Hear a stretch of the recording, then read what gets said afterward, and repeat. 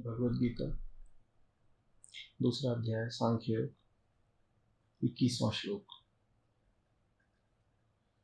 जो इस आत्मा को अविनाशी, नित्य, त्रिकाल में परिणाम शून्य, जन्म रहित, क्षय शून्य जानता है, हे पार्थ, वह व्यक्ति किस प्रकार किसका वध कराता है या किसका वध करता है। यह श्लोक और इसके पश्चात 3-4 और श्लोक भगवद गीता के सबसे महत्वपूर्ण और सबसे दुरुपयुक्त श्लोकों में से हैं। आम भारतीय के जीवन दर्शन में इन श्लोकों की बड़ी आधारभूत भूमिका है। हम जीवन को कैसे देखते हैं, हम संसार को कैसे देखते हैं, वो लगभग पूरी तरीके से इन्हीं कुछ श्लोकों से आता है। और भारत का सनातन धर्म का ये बड़ा दुर्भाग्य रहा है कि हमने इन्हीं श्लोकों की बड़ी अनुचित व्याख्या कर ली है। तो हम पूरा ध्यान देंगे। देखिए, 2 तत्व हैं, बस 2 ही तत्व हैं, ठीक है। उन 2 तत्वों में भी एक तत्व दूसरे का विवर्तन मात्र है या माया मात्र है, इसीलिए उसके होने को न होने के बराबर गिना जा सकता है। तो ले देकर कितना तत्व बचा? एक। और यदि सिर्फ एक ही हो किसी दूसरे के अभाव में, द्वितीयो नास्ति, तो उस एक की भी कोई सत्ता बचती नहीं है। किसी भी संख्या को अर्थपूर्ण होने के लिए दूसरी संख्याओं की जरूरत पड़ती है। यदि उस एक के अलावा और कोई हो ही ना संख्या में अभिव्यक्त होने के लिए, तो वो एक भी रह नहीं जाता। इसको अद्वैत कहते हैं।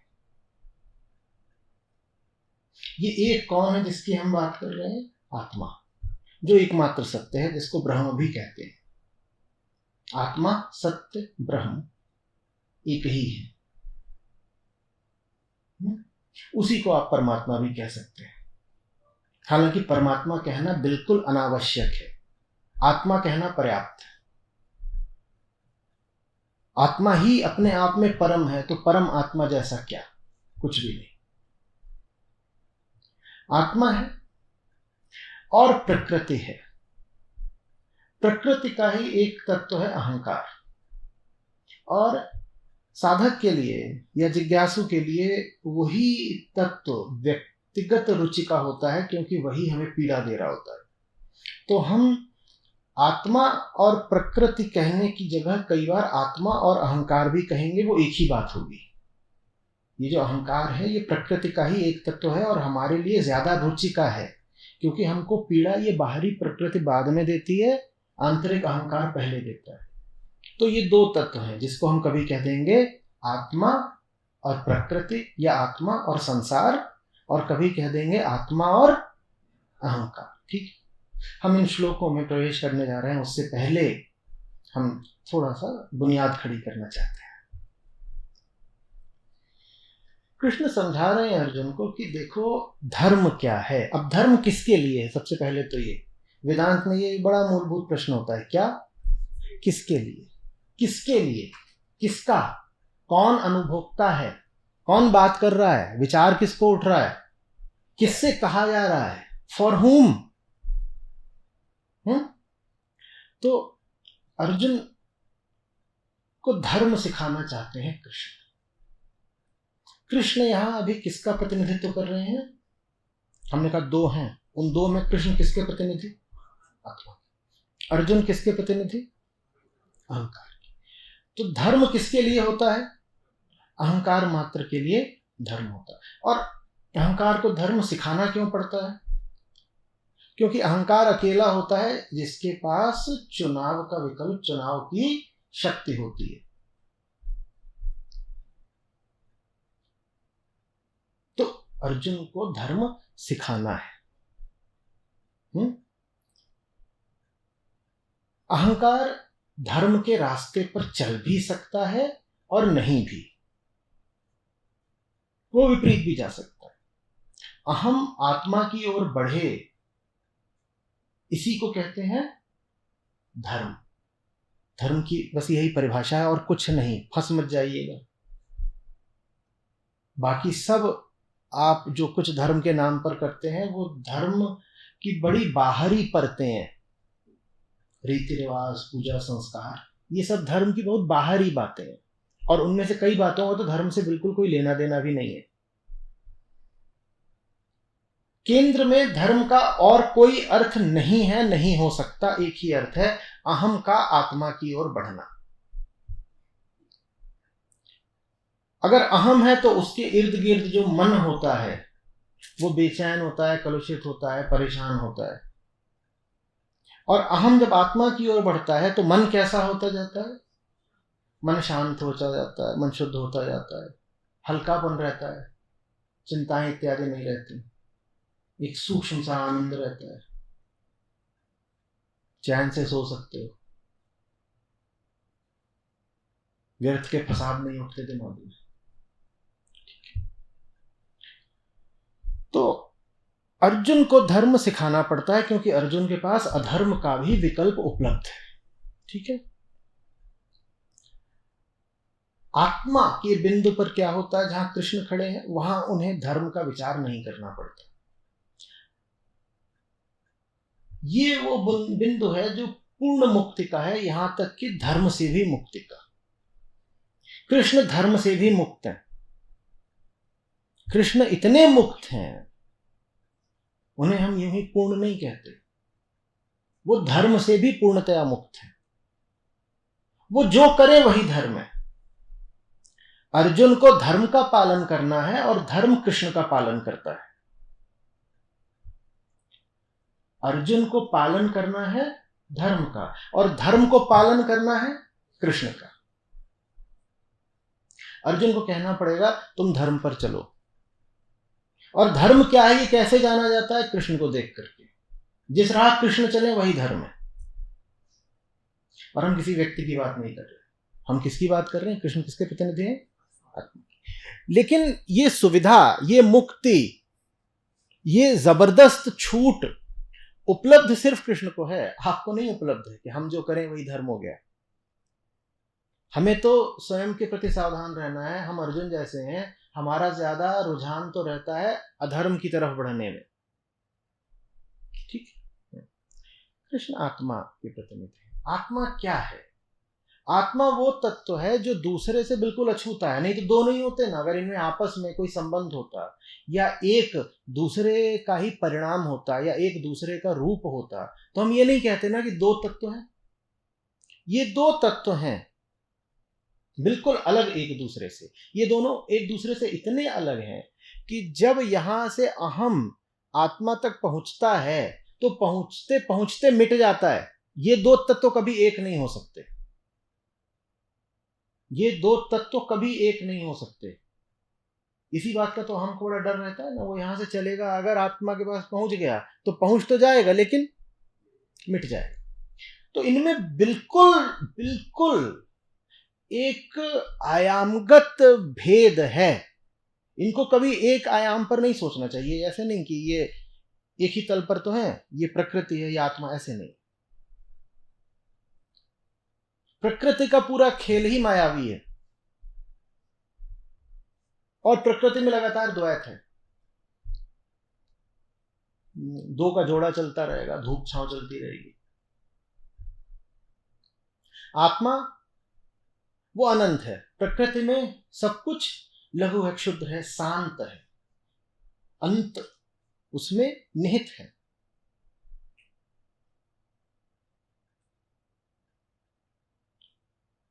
आत्मा के बारे में अगले ही श्लोक में कृष्ण आपको समझाएंगे कि वो प्रकृति से इतनी अलग है कि आप उसका चिंतन भी नहीं कर सकते। वो अचिंत्य है।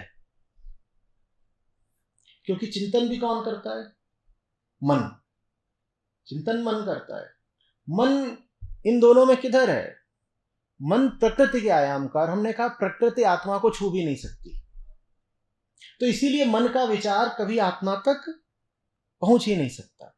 आत्मा सर्वथा असंग और अस्पर्शित रहती है, इतनी अस्पर्शित कि आपकी उंगलियां क्या, आपका विचार भी उस तक नहीं पहुंचता। उपनिषद कहते हैं वाणी चलती है कि उसकी बात करेंगे और थोड़ी दूर भटक के वापस आ जाती है। नेत्र चलते हैं, हम उसको देख करके आएंगे, थोड़ी दूर भटक के वापस आ जाते हैं। कान चलते हैं, हम उसको सुनकर आएंगे। विचार चलता है, हम उसको चिंतन करके लाएंगे। ये सब हार जाते हैं। आत्मा स्थिर है, हिलती नहीं, और कुछ भी जो गति करता है उस तक पहुंच सकता नहीं। आत्मा को न आना है न जाना है, जो कुछ भी आता जाता है उसकी पहुंच और पकड़ से दूर की है आत्मा। बात समझ में आ रही? आत्मा कहीं से उत्पत्ति नहीं लेती, वो है। आत्मा समय के पार की है, समय आता जाता रहता है, आत्मा नहीं आती जाती। समय रुक भी सकता है, आत्मा है। ये पूरा ब्रह्मांड ही विनष्ट हो जाए तो समय भी नष्ट हो जाएगा। समय और ब्रह्मांड एक है, कुछ नहीं होगा तो समय भी नहीं होगा। आत्मा है, आत्मा का अर्थ ही है, आत्मा का नाम ही है। वो जो है उसे आत्मा कहते हैं, वो जो प्रतीत होता है उसे प्रकृति या संसार कहते हैं, जो अनुभव होता है उसका नाम है प्रकृति या संसार। जो है प्रतीत नहीं होता लेकिन उसको कहते हैं आत्मा। हाँ, वो प्रतीत नहीं होता लेकिन उसके अभाव में जो प्रतीत होता है वो भी प्रतीत नहीं होगा। जितने आपको अनुभव होते हैं उसका आधार है आत्मा। यद्यपि स्वयं आत्मा को अनुभव नहीं किया जा सकता, आत्मा का कोई अनुभव नहीं होता, सत्य का, ब्रह्म का कोई अनुभव नहीं। ये बात आप समझ रहे? तो जन्म मृत्यु का सारा खेल, कोई आया कोई गया, कोई पैदा हुआ, किसी को चोट लग गई, ये है वो है, ऐसा वैसा, ये सब कहां चलता रहता है? ये प्रकृति में चलता रहता है। ठीक है, आत्मा में कुछ नहीं चल रहा होता। ये हुआ सैद्धांतिक आधार। अब कृष्ण कहना क्या चाह रहे हैं? जो इस आत्मा को अविनाशी, नित्य, त्रिकाल में परिणाम शून्य, आत्मा से कुछ उत्पन्न नहीं होता। ना आत्मा किसी का परिणाम है, ना आत्मा कोई परिणाम देती है, ना आत्मा का कोई पिता या माता है, ना आत्मा किसी की माता है या किसी का पिता है। आत्मा सर्वथा कार्य कारण समस्त कारणता से बिल्कुल अलग है। आप किसी कारणवश आत्मा को नहीं पाओगे, कुछ कर करके, कोई युक्ति लगा करके कार्य आत्मा तक नहीं पहुंचा जा सकता। आत्मा अविनाशी, नित्य, त्रिकाल में परिणाम शून्य, जन्म रहित, क्षय शून्य। जन्म रहित पैदा नहीं होती, क्षय शून्य मरती नहीं। जो ये जानता है हे पार्थ, वह व्यक्ति किस प्रकार किसका वध कराता या किसका वध करता है। तो अब समझिए कौन सा धर्म सिखा रहे हैं अर्जुन को, इस पर ध्यान दीजिएगा। अर्जुन से कह रहे हैं देखो, आत्मस्थ है जो, वो तो स्वयं को आत्मा जानता है। तो उसकी तो कोई परवाह करने की आवश्यकता ही नहीं है। अब बात करते हैं उनकी जो प्रकृति में है, उनके प्रति हमें दृष्टिकोण क्या रखना है। अर्जुन समझो इस बात को।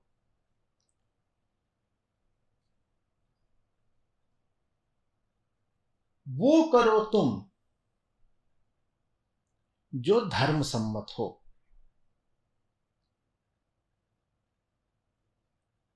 और धर्म कहता है कि अहम के लिए आत्मा के अतिरिक्त कुछ महत्वपूर्ण नहीं। अहम के लिए आत्मा के अतिरिक्त कुछ महत्वपूर्ण नहीं। जन्म अगर तुमने किसी का महत्वपूर्ण मान लिया अर्जुन, तो तुमने किसको महत्वपूर्ण मान लिया? सब जन्म की घटनाएं कहां घटती हैं? प्रकृति में। और अहम को महत्वपूर्ण मानना किसको है? आत्मा को। इसी तरह मृत्यु को अगर तुमने महत्वपूर्ण मान लिया तो तुमने किसको महत्वपूर्ण मान लिया? तुमने प्रकृति को महत्वपूर्ण मान लिया। ये सांख्य योग सिखाया जा रहा है अर्जुन को। तुम क्यों प्रकृति के चक्करों में फंस रहे हो? तुम तो अपने एक लक्ष्य की ओर बढ़ो। हालांकि सांख्य योग में आत्मा का सिद्धांत नहीं है, लेकिन फिर भी यहां जो बात हो रही है वो मोटे तौर पर सांख्य योग की ही है। तो तुम क्यों यहां पर ये सोच रहे हो कि कौन बचेगा कौन नहीं बचेगा? तुम तो ये देखो ना कि इस समय पर धर्म क्या है। मोह किस आयाम पर पाया जाता है? प्रकृति के आयाम में पाया जाता है। क्या तुम्हें मोह को महत्व देना है? सब रिश्तेदारियां और संबंध कहां पाए जाते हैं? क्या उन्हें महत्व देना है? नहीं। तुम्हें महत्व देना है अपनी मुक्ति को, और अपने साथ साथ ये जो पूरी जनता है हस्तिनापुर की, जो प्रजा होगी, उसके हित को। तुम ये देखो ना कि सही क्या है, और सही मात्र आत्मा है। क्योंकि आत्मा सही है, इसीलिए युद्ध स्थल पर इतनी बातें आत्मा की हो रही हैं। अन्यथा आपको आश्चर्य होना चाहिए ना कि युद्ध स्थल पर सत्य की बातें क्यों हो रही हैं। क्योंकि वो युद्ध अगर सही है तो लड़ा ही सत्य के लिए जाएगा, और जो युद्ध सत्य के लिए नहीं लड़ा जा रहा उस युद्ध में सम्मिलित मत होइए। वहां से तो मैंने कहा नमस्कार करके हट जाइए। पूछिए कि ये जो दो पक्ष हैं ये किसकी खातिर लड़े हुए हैं आपस में। पता चले कि एक पक्ष का एक स्वार्थ है, दूसरे पक्ष का दूसरा स्वार्थ है, तो आपको दोनों में से किधर जाना है? किधर भी नहीं। युद्ध हमें जरूर लड़ना है, पर सिर्फ वो युद्ध जिसमें एक तरफ सत्य एक तरफ असत्य, एक धर्म अधर्म हो, तब हमें उसमें सम्मिलित हो जाना है। समझ आ रही है अर्जुन? यहां पर आवश्यक है कि तुम इस युद्ध को लड़ो। कारण बहुत व्यवहारिक है। दुर्योधन की जैसी मति गति है। अगर दुर्योधन राज्य पाता है तो अपने भाइयों का तो नाश करेगा ही करेगा, पूरी प्रजा का नाश करेगा। और हम उस समय के भारत के सबसे प्रबल राज्य की बात कर रहे हैं। जैसा हस्तिनापुर हो जाएगा उसका प्रभाव पूरे भारत पर पड़ेगा। दुर्योधन का छल से, कपट से, अधर्म से सिंहासनारूढ़ होना स्वीकार नहीं किया जा सकता। अर्जुन, इसलिए लड़ो। ये है अहम की गति आत्मा की तरफ।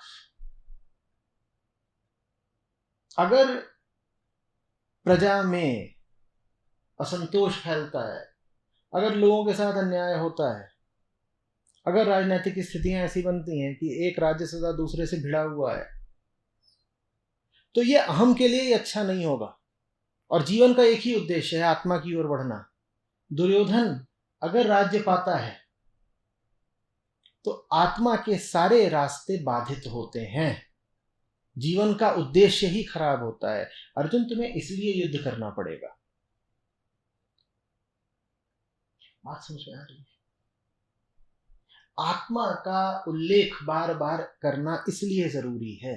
अर्जुन, तुम जानो कि महत्वपूर्ण क्या है। प्रकृति के क्षेत्र में जो कुछ भी है वो महत्वपूर्ण नहीं है। जो महत्वपूर्ण है मैं उसकी बार बार तुम्हें याद दिला रहा हूं। वो अविनाशी है, वो अजन्मा है, वो अक्षय है। उसको याद करो। वो तुम्हारे लिए भी महत्वपूर्ण है और सब जनों के लिए महत्वपूर्ण है। सबको वहीं जाना है। कुछ ऐसा करो ना फिर अर्जुन कि तुम भी उधर पहुंच सको, तुम्हारे पीछे पीछे और भी और लोग उधर पहुंच सकें।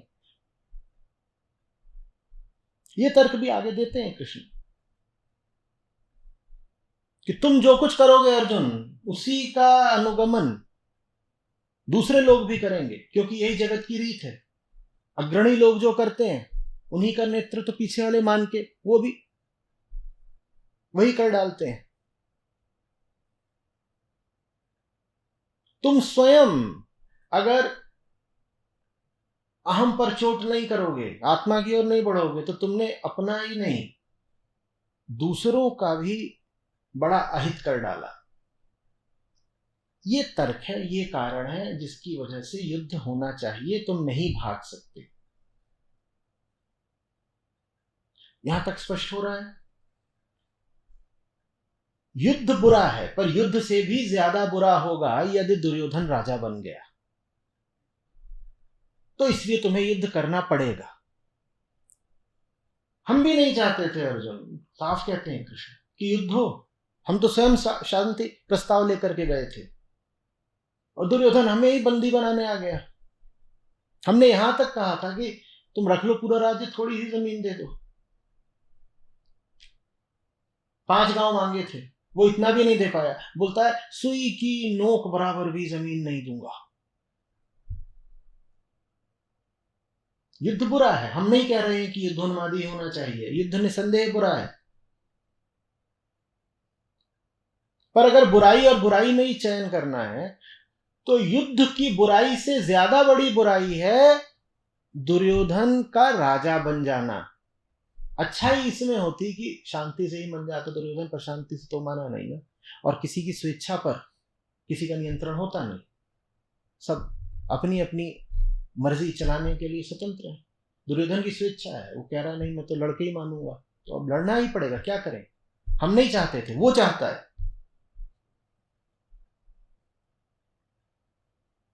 अर्जुन को कृष्ण ने नहीं लड़वाया है। कई बार ऐसे लोग बोल देते हैं कि कृष्ण ने बड़ा गलत किया, अर्जुन को लड़वा दिया।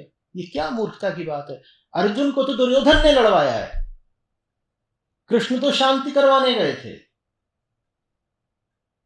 अर्जुन को अगर किसी ने लड़वाया है तो वो है दुर्योधन। हाँ, जब युद्ध की स्थिति पैदा हो ही गई तो कृष्ण ने बस ये कहा है कि अगर अभी नहीं लड़े तो लड़ने से भी ज्यादा बुरा कुछ हो जाएगा, इसलिए अब धर्म यही कहता है कि तुम लड़ो।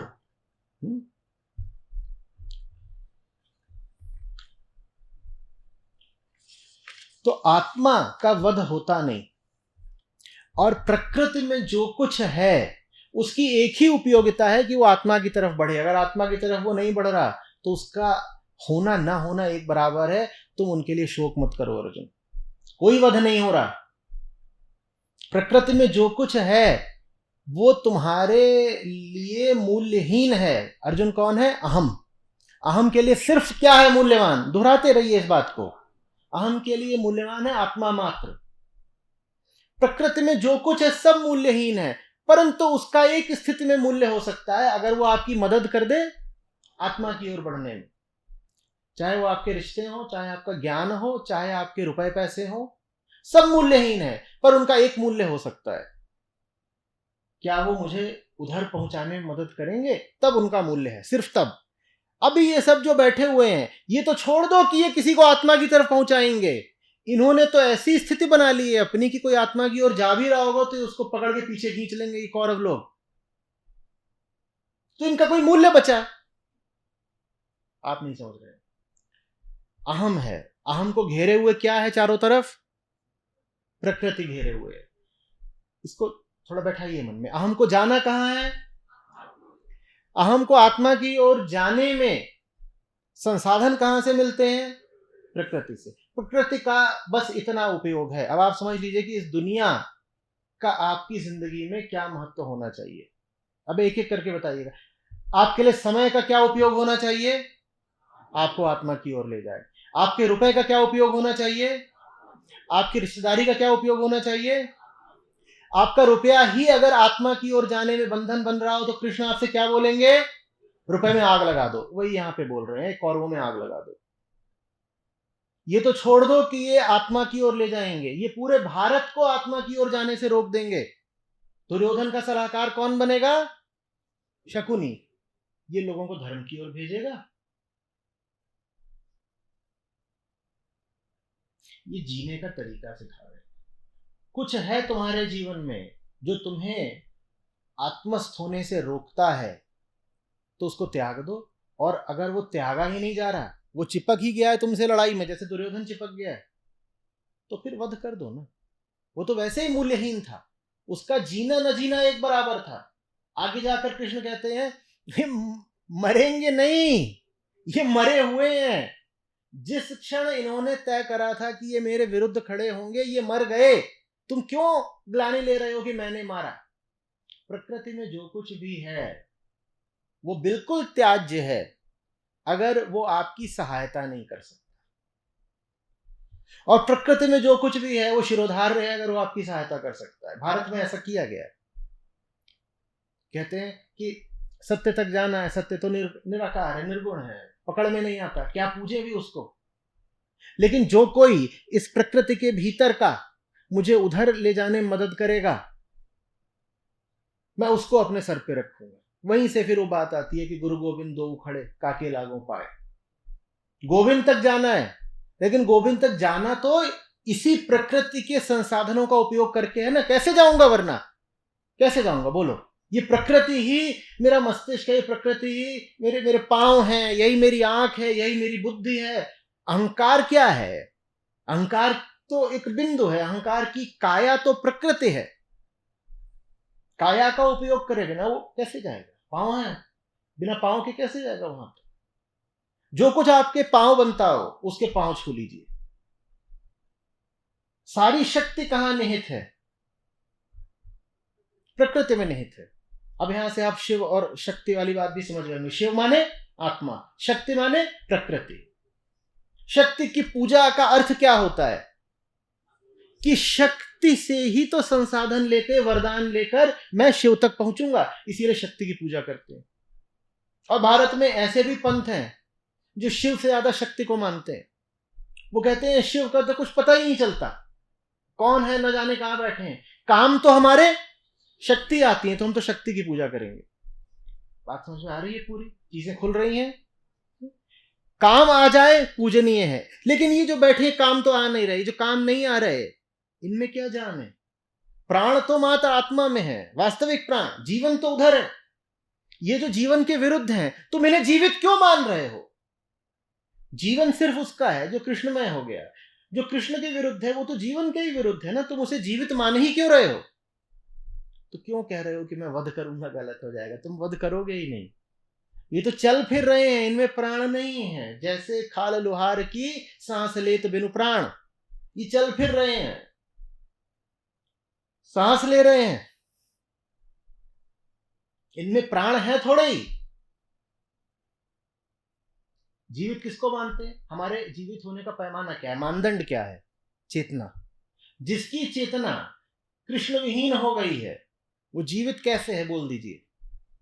और जब वो जीवित है ही नहीं तो मान लो ये चलता फिरता शरीर है, इसको मारोगे नहीं अगर, तो ये न जाने कितनों को अपने समान मुर्दा बना देंगे। पूरा भारत इनके जैसा हो जाए, उससे कहीं बेहतर है कि ये जो चंद लोग हैं भारत की जनसंख्या की तुलना में, इन्हीं को मार दो अर्जुन। पूरा दर्शन स्पष्ट हो रहा है। हाँ, अब समझ में आ रहा है कि युद्ध के मैदान पे आत्मा की बात क्यों हो रही है। युद्ध के मैदान पे आमतौर पे क्या बातें होती है? रणनीति की बातें होती है। यहाँ आत्मा की बात क्यों हो रही है? क्योंकि ये धर्म युद्ध है और धर्म का उद्देश्य मात्र आत्मा है। उसी को ऐसे भी कह देते हैं कि धर्म का उद्देश्य है मुक्ति। आत्मा माने अहंकार से मुक्ति। अहंकार जब चलते चलते आत्मा तक पहुंचता है तो क्या हो जाता है? मिट जाता है। तो इसीलिए धर्म को ऐसे भी कह देते हैं, धर्म माने मुक्ति। आत्मा को पाना या स्वयं से मुक्त हो जाना, ये दोनों एक ही बात है। स्पष्ट हो रहा है? जिस प्रकार मनुष्य जीर्ण वस्त्र आदि का परित्याग कर दूसरे नए वस्त्र ग्रहण करता है, उसी प्रकार शरीरी जीव जीर्ण शरीर को छोड़कर दूसरे नए शरीर धारण करता है। ये इतना ज्यादा दुरुपयोग हुआ है इस श्लोक का कि कोई सीमा नहीं। आगे देखिएगा, शस्त्र इस आत्मा को काट नहीं सकते। ये जो मुझे सबसे ज्यादा प्रिय श्लोक है उनमें से एक। शस्त्र इस आत्मा को काट नहीं सकते, अग्नि इसको जला नहीं सकती, जल गीला नहीं कर सकता, वायु सुखा नहीं सकती। ये क्या कहा गया है यहाँ पे? पहले इसको लेंगे फिर इसके पीछे। शस्त्र काट नहीं सकते, इसी में रहिएगा, आत्मा और प्रकृति, इससे बाहर मत जाइएगा। बहुत इधर उधर का सोचेंगे, अपनी कॉमन सेंस लगाएंगे तो फिर उसमें उलझ जाएंगे। शस्त्र काट नहीं सकते, अग्नि जला नहीं सकती, और जल इसको गीला नहीं कर सकता, वायु सुखा नहीं सकती। शस्त्र, अग्नि, जल, वायु, ये चारों कहाँ पाए जाते हैं? प्रकृति में। तो यहाँ क्या कहा जा रहा है? सिद्धांत बताइए। आत्मा प्रकृति से परे है, बस इतनी सी बात कही जा रही है। उसी बात को अर्जुन की भाषा में समझा के बोल दिया। शस्त्र काट नहीं सकते, माने प्रकृति में जो कुछ भी है वो आत्मा तक पहुंचेगा तो काटेगा ना, पहुंच ही नहीं सकता। अग्नि जलाएगी नहीं, जल गीला नहीं करेगा, वायु सुखाएगी नहीं, ये सब यहां होते हैं। ये सारा तुम्हारा सांसारिक झमला, उधर नहीं होता बाबा ये सब कुछ भी। डरो मत।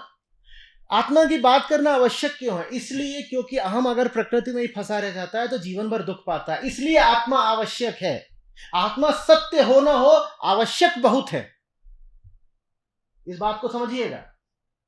आत्मा आवश्यक बहुत है, जो आवश्यक हो गया वो सत्य भी हो गया। आत्मा अगर नहीं है तो जियोगे कैसे? आत्मा नहीं है तो फिर तुम्हें कहां जीना पड़ेगा? प्रकृति में। और वहां पे क्या पाओगे? वही जो सब लेकर के यहां आए हो शिविर में। क्या लेके? यही है प्रकृति में, यही है उलझन, लफड़ा झपड़ा, उठा दिया गिरा दिया, 10 रुपया कोई ले गया मेरा, फलाने ने मुझे धोखा दे दिया। ये प्रकृति में चलता रहता है। वही सब जो तुम जंगल में देखते हो। भ्रम, जानवरों को फंसा लेना जाल में कितना आसान होता है। वहां प्रकृति ही प्रकृति है, सब जाल में फंसते रहते हैं दिन रात। और ऐसा नहीं कि मनुष्य ही उन्हें फंसाता है, एक जानवर दूसरे जानवर को ही फंसा रहा होता है। देखा है गिरगिट कैसे रंग बदलता है? देखा है मगरमच्छ कैसे चुपचाप बैठा रहता है? अचानक छिपकली देखी होगी घर की, कीड़े पे कैसे हमला करती है। प्रकृति में यही सब चलता रहता है। कोई किसी को धोखा दे रहा है, कोई धोखा खा रहा है। सब लगातार मरने के डर से आतंकित है। ऐसे जीना है, ऐसे नहीं जीना तो आत्मा चाहिए। इसलिए आत्मा की बात धर्म में केंद्रीय है, इसलिए आत्मा ही सर्वोपरि है। अगर जीवन वैसे ही नहीं बर्बाद करना जैसे जा रहा है तो आत्मा चाहिए। इसीलिए धर्म का कोई और प्रतिपाद्य विषय है ही नहीं आत्मा के अतिरिक्त। और इधर उधर की बातें मत करो, उनका धर्म से कोई ताल्लुक नहीं। समझ में आ रही है बात? हाँ, तो आत्मा प्रकृति से भिन्न है, ये समझाते हुए अब क्या कह रहे हैं? अब आत्मा तो प्रकृति को बिल्कुल छूती नहीं ना, तो यहाँ किसकी बात हो रही होगी?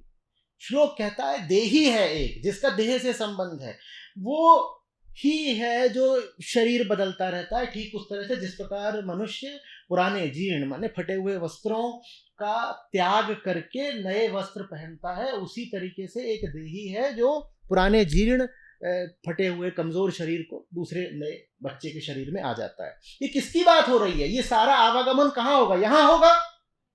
तो आपने क्यों मान लिया और क्यों कहना शुरू कर दिया कि आत्मा इधर से उधर भटकती है, डोलती है, या आत्मा एक शरीर से दूसरे शरीर में जाती है? यहां किसकी बात हो रही है? ये तो प्रकृति के भीतर की ही बात हो रही है ना। समझ में नहीं आया हो तो पूछिए साफ साफ। ये जिस देही की बात हो रही है, आत्मा की कोई देह होती है? कृष्ण इस श्लोक से पहले भी समझा रहे हैं, श्लोक के बाद भी बता रहे हैं आत्मा की कोई देह नहीं होती। तो यहां पर कहा जा रहा है श्लोक में कि एक देही है जो उसी तरीके से देह बदलता रहता है जैसे मनुष्य कपड़े बदलता रहता है। ये आत्मा की बात नहीं हो रही है, ये अहंकार की बात हो रही है, ये मूल अहम वृत्ति की बात हो रही है। इसको इतनी बार मैं समझाने की चेष्टा करता रहता हूं, समझते नहीं। समझाने की चेष्टा इसलिए करता रहता हूं क्योंकि उसी नासमझी के कारण मैं कह रहा हूं भारत ने, विश्व ने पूरे, और विशेषकर सनातनियों ने बहुत दुख झेले। जो ऊंची से ऊंची बात थी आत्मा की, वो हमने गंवा दी। हमने न जाने उसका क्या अनर्थ कर डाला, हमने समझ में ही नहीं आया कि बोला क्या गया, और आज भी वही अनर्थ करा जा रहा है। आत्मा हमने कहा कितनी होती है? पहले कहा एक, फिर कहा एक भी नहीं। क्या आत्माएं हो सकती हैं बहुत सारी? क्या आपके शरीर में आत्मा हो सकती है? यदि अनंत है आत्मा तो आपके हो सकती है। क्या शरीर के भीतर की कोई वस्तु हो सकती है आत्मा? क्या ये जो भौतिक शरीर है इसके भीतर कुछ भी अभौतिक पाया जा सकता है? ये तो प्रकृति का खेल है बाबा पूरा। तुमने इसमें कहां आत्मा को शामिल कर दिया? समझ में आ रही है बात कुछ कि नहीं? हाँ, यहां किस देही की बात हो रही है? आत्मा की नहीं बात हो रही है। यहां बात हो रही है कि प्रकृति ही लहराती रहती है और नए नए शरीर नई नई लहरों की तरह प्रकृति में जन्म लेते रहते हैं। शरीर जड़ होता है, लेकिन उसी जड़ शरीर की संतान होती है चेतना, जिसको हम अभी तक क्या कह रहे थे, अहम। इसीलिए हमने कहा प्रकृति का ही तत्व होता है अहंकार, क्योंकि उठता वो इसी जड़ प्रकृति से है। क्योंकि जड़ प्रकृति से चेतन अहंकार उठाता है, इसीलिए गीता में आगे कृष्ण ये भी समझा देते हैं कि तुम कहां जड़ और चेतन को अलग अलग समझ रहे हो, ये अलग अलग है ही नहीं। अगर ये अलग अलग होते तो मिट्टी से फूल कैसे खिल जाता है? तो तुम ये जो जड़ अन्न खाते हो उससे तुम्हारी चेतना कैसे विकसित हो जाती? वास्तव में तुम जैसे जड़ समझते हो, जैसे चेतन समझते हो, वो एक ही है। इसका निष्कर्ष समझिएगा, जीवित और मृत एक है। हम कह देते हैं मिट्टी मुर्दा है और फूल जिंदा है, दोनों एक हैं। अगर बहुत रुचि है फूल को जीवित मानने में, तो ये भी मानो कि मिट्टी भी जीवित है। ये बात भी भारत ने मानी कि कण कण में नारायण। अब समझ में आ रही है, जड़ और चेतन में भेद नहीं है। वास्तविक भेद है जड़ चेतन और आत्मा में। जड़ चेतन को एक तरफ रखो तो उसका सम्मिलित नाम क्या हुआ? प्रकृति। जड़ चेतन को एक तरफ रखा तो उसका नाम है प्रकृति। आत्मा दूसरी तरफ है, ना जड़ है ना चेतन है, दोनों से आगे है। इसी को वेदांत ऐसे भी कहता है, न सत है न असत है, न सत है न असत है, सत असत दोनों से आगे। सत असत दोनों प्रकृति मात्र में पाए जाते हैं। समझ में आ रही है बात? तो ये प्रकृति के भीतर चलता रहता है, ये लहरें उठती रहती हैं। जो मूल अहम वृत्ति है, या कह दो कि जो मूल प्राकृतिक वृत्ति है, वृत्ति मात्र है, उसमें अपनी कोई सत्यता नहीं, वो वृत्ति है, सत्य नहीं। वो एक तरह का झूठ है जो कई तरह के नकाब पहनता रहता है। सत्य तो सत्य, उसे कोई नकाब पहनना नहीं पड़ता, इसीलिए वो एक है, चुपचाप ना मस्त मौज में पड़ा हुआ है। झूठ परेशान रहता है, बड़ी गति करता है, लगातार गति गति गति गति, वहां बदलाव रहता है, समय टिक टिक टिक टिक टिक टिक टिक टिक, वहां बदलाव चल रहा है लगातार। और कभी ये बनता है, कभी वो बनता है, कभी वो बनता है, ये बनता है, ये बनता है।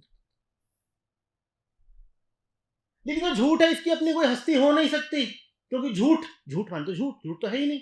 झूठ माने जो नहीं है उसको झूठ बोलते हैं। तो ये जो झूठ है, अब माया समझिएगा, ये वास्तव में सत्य की ही जैसे छाया है, जो सत्य को ही पाना चाहती है। न जाने कैसे, इसका कोई उत्तर कहीं नहीं है, बस ऐसे ही कहते हैं न जाने कैसे। जिसको लगता होगा उसको लगता होगा, जिन्हें नहीं लगता वो तो मात्र सत्य देखते हैं। और जिन्हें जो लगता होगा, हमें क्या पता उन्हें क्यों लगता है, वही जाने उन्हें क्यों लगता है। उन्हें ध्यान नहीं है तो इसलिए उन्हें लगता है। तो न जाने कैसे सत्य की एक छाया विकसित हो गई, जिसको संसार कहते हैं। लेकिन ये जो छाया है तो सत्य की, तो ये पहुंचना चाहती है उधर सत्य तक वापस। इसीलिए अहम में एक आकर्षण बना रहता है लगातार आत्मा के प्रति, आत्मा तक जाना है। समझ आ रही है? तो ये लहराती रहती है, लहराती रहती है, नए नए अपने मुखौटे पहनती रहती है। सब मुखौटों का केंद्रीय लक्ष्य एक ही है, उधर किसी तरह पहुंच जाएं। पहुंच कोई पाता नहीं, इसीलिए मुखौटे बदलने पड़ते हैं। इसीलिए फिर जन्म के बाद जन्म, जन्म के बाद जन्म, कभी यहां बच्चा पैदा हो रहा है, कभी वहां हो रहा है, पेड़ है, पौधा है, पशु है, प्रजातियां आ रही हैं, विलुप्त हो रही हैं। ये सब कुछ खेल क्यों चल रहा है? नया शब्द अब एक आ गया, उसका नाम है प्रेम। प्रकृति को आत्मा से गहरा प्रेम है, लेकिन वो मूर्ख है। मूर्ख ना होती तो होती क्यों? मूर्ख ना होती तो आत्मा ही होती ना वो। तो वो ऐसी मूर्ख है कि वो आत्मा से छिटक करके अलग बैठी हुई है, लेकिन प्रेम भी उससे छूट नहीं रहा। तो वो तरह तरह के उपाय करती रहती है, किस तरह से आत्मा तक वापस पहुंच जाऊं। ये हमारे भीतर की बात चल रही है, ये कोई परी कथा नहीं चल रही। ये एक एक आदमी का किस्सा है, ये हमारी अंदरूनी कहानी है। समझिए इसको, इसके बिना गीता नहीं समझ में आएगी। ये हर आदमी की कहानी है। हम सच्चाई से छिटके बैठे हैं, हम प्रकृति हैं, हम सच्चाई से छिटके बैठे हैं, लेकिन उसके बिना जी भी नहीं पाते। आप उसके बिना जी सकते तो यहां क्यों आते? आप यहां आए हैं, वही आत्मा का प्रमाण है। हमें वो चाहिए भी, लेकिन हमें अपनी हस्ती भी चाहिए। और वहां जाते हुए क्या होता है? वहां जाओ तो हस्ती मिट जाती है। तो हम अजीब विकट हालत फंसे हुए हैं। उधर जाना भी है, लेकिन उधर जाओ तो हम जैसे हैं उसको टूटना पड़ता है। अब खुद को बचाएं कि उधर जाएं।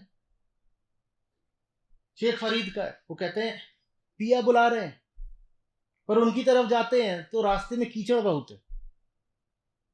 अब या तो मैं अपना प्यार पालूं या अपने कपड़े बचा लूं।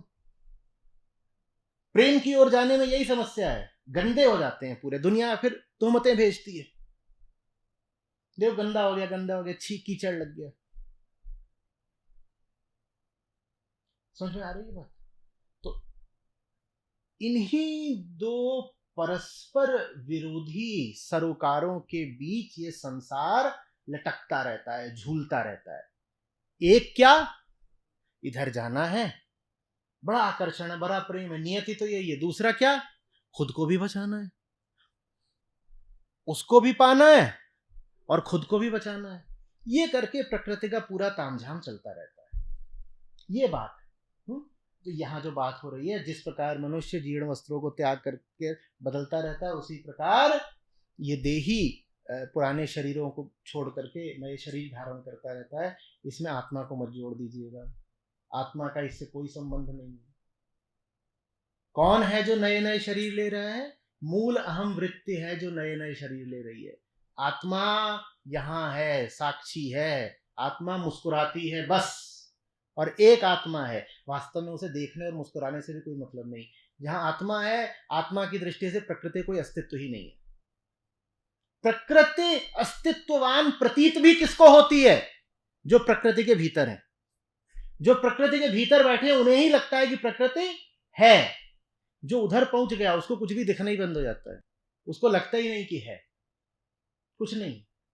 इसका मतलब ये नहीं कि आप कहानियां उड़ाने से कर से मुझे कुछ दिख ही नहीं रहा, मैं उधर पहुंच गया हूं। इस तरह की बातों का ये भी एक घोर दुष्परिणाम हुआ है। फरेबियों को अनुमति मिल गई है और मसाला मिल गया है कहानियां उड़ाने का। कहानियां उड़ाते हैं फिर खूब, यही सब पढ़ पढ़ के कहते मैं था, मुझे कुछ प्रतीत नहीं होता, मैं आत्मा हो गया। और आत्मा तो किसी की नहीं होती ना, तो मैं सबका हो गया। फिर मैं ऐसे हवा में घूम रहा था। उन पगलों को ही नहीं समझ में आता कि हवा तो प्रकृति में होती, तुम हवा में कैसे घूम रहे थे? फिर मैं आत्मा हो गया, मैं उड़ने लग गया, मैंने नीचे देखा सारा संसार है। आत्मा की आंखें होती हैं, उड़ने के लिए जगहें चाहिए, और जगहें सारी कहाँ होती हैं? प्रकृति। तुम उड़ कैसे गए अगर आत्मा हो तो? लेकिन इतनी बुद्धि नहीं समझ में आए। तो इस तरह की फिर माल मसालेदार कहानियां उड़ाई जाएंगी और लोग उनको मान भी लेंगे। और प्रमाण किसका दे दिया जाएगा? गीता का। गीता इन सब बातों को काटती है, इनका समर्थन नहीं करती। ये समझ में आ रही है बात कुछ?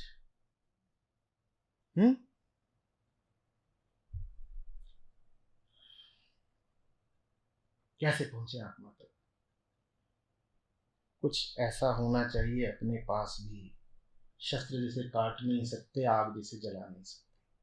बस इसीलिए मुझे श्लोक इतना प्यारा है।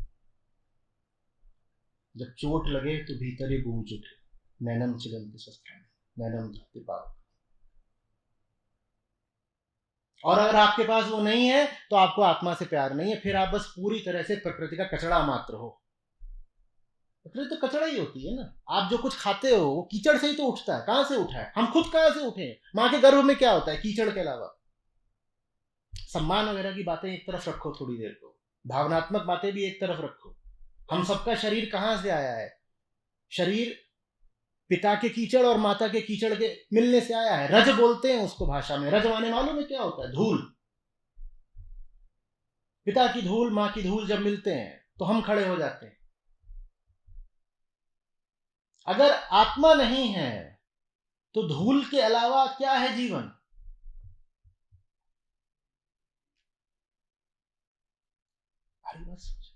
और आत्मा के होने का प्रमाण यही है, नैनम छिदन्ते शस्त्राणि। कोई आके चोट करे, आप पूरी तरह ही ढह जाओ तो कचड़ा। और कचड़े के लिए तो अच्छा है ना ढह जाए। यही तो कृष्ण कह रहे हैं, मारना क्या, मरे हुए हैं। इन पर लालच ने चोट कर ये पूरे ढह गए हैं। दुर्योधन को किसने ढहा रखा है? लालच ने। तो इन्हें मारना क्या, ये तो मरे हुए हैं, इनमें तो जान ही नहीं है, हम में भी जान नहीं है। अगर हम पर दुनिया चोट करे या हम पर हमारी ही वासनाएं वृत्तियां चोट करें और हम बस गिर गए, ढह गए। कुछ होना चाहिए, आग जिसे जला नहीं सकती। आग जला नहीं सकती माने क्या? माने क्या? शरीर से कुछ आगे। कोई सरोकार है आपके पास जो आपकी जिंदगी से आगे का है? निस्वार्थता है कहीं पर? निष्कामता है कहीं पर? अगर नहीं है तो मरे हुए हो, जी थोड़ी रहे हो। ये पूछना बहुत जरूरी है, बहुत जरूरी। पूरी तरह ही संसार का गुलाम हूं क्या मैं? जो संसार का पूरी तरह गुलाम है, हम उसको जीवित नहीं मानेंगे। डॉक्टर कहते जीवित है, डॉक्टरों को क्या, वो खुद जीवित नहीं है।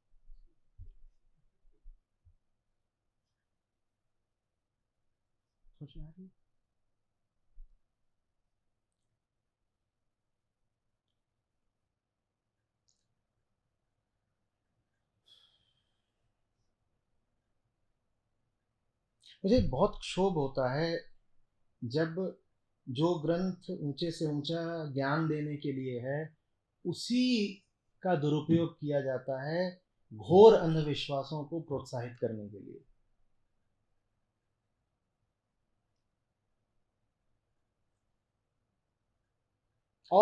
और दुख की बात यह है कि बहुत बड़े बड़े नामों ने भी इन पंक्तियों का, इन श्लोकों का अनर्थ ही करा है। बहुत बड़े बड़े नाम है, लेकिन जैसे उन्हें समझ में ही ना आया हो कि यहां बोला क्या जा रहा है, जैसे वेदांत उनकी समझ से बाहर की बात हो।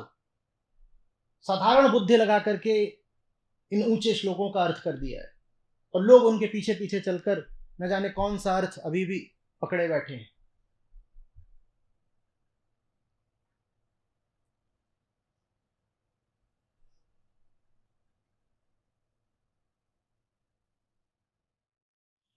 यह आत्मा निरवय होने के कारण काटा नहीं जा सकता, जलाया नहीं जा सकता, गलाया नहीं जा सकता, सुखाया नहीं जा सकता।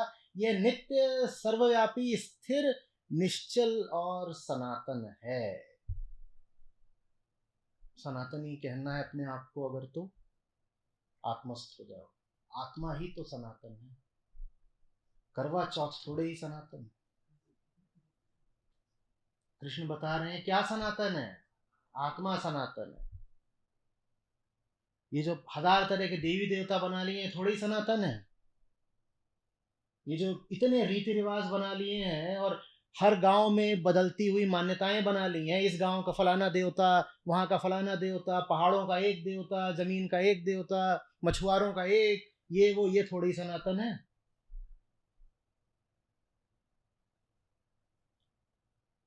यहाँ पे हो तुम, विवाह होता है कहीं और चले आते होते, नहीं हमारी तरफ तो ये मान्यता है। अच्छा, पहले बुधवार का व्रत रखते थे, नहीं हमारे को शुक्रवार का रखते, शुक्रवार का रखो। इसमें कुछ सनातन है?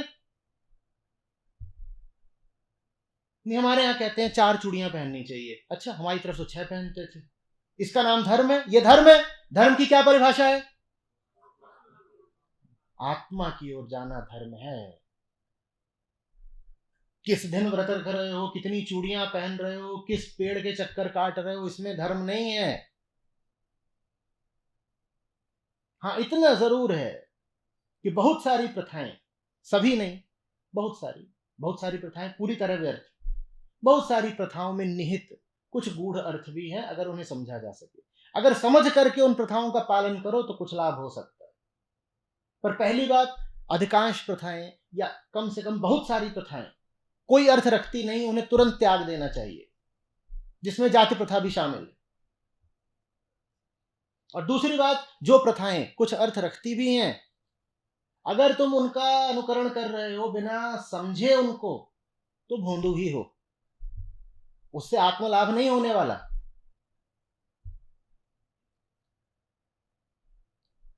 समझ में आ रही है बात कुछ?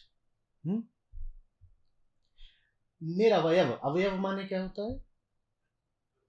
हिस्से। आत्मा के हिस्से नहीं होते, तो तुम्हारी आत्मा मेरी आत्मा नहीं हो सकता। न ये हो सकता है कि आत्मा को चोट लग गई।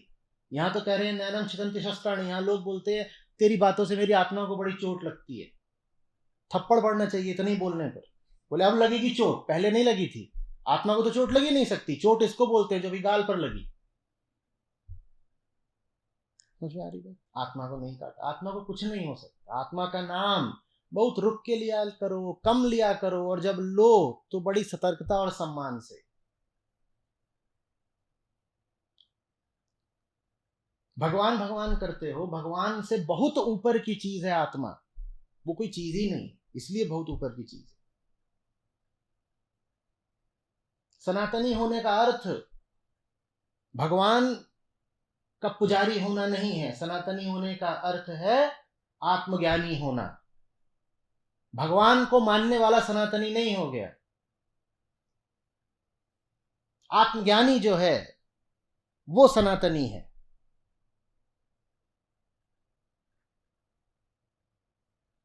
इसी तरीके से नास्तिक और आस्तिक का अर्थ ये नहीं होता कि कौन ईश्वर को मानता है और कौन नहीं मानता।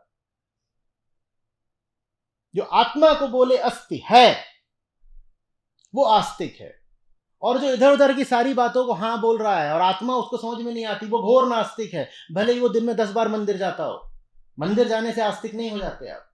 मंदिर खूब जाने वाले अधिकांश लोग वास्तव में पूरी तरह नास्तिक हैं, क्योंकि उन्हें आत्मा का कुछ पता नहीं।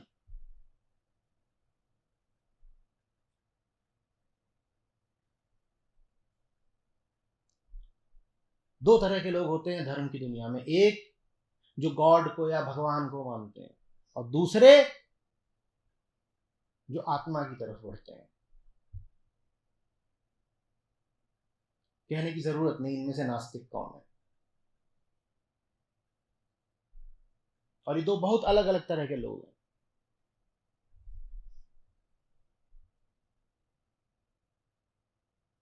वेदांत में, जिसमें गीता भी सम्मिलित है, गॉड जैसी कोई चीज नहीं होती। कृष्ण ईश्वर नहीं है, ब्रह्म है, आत्मा है।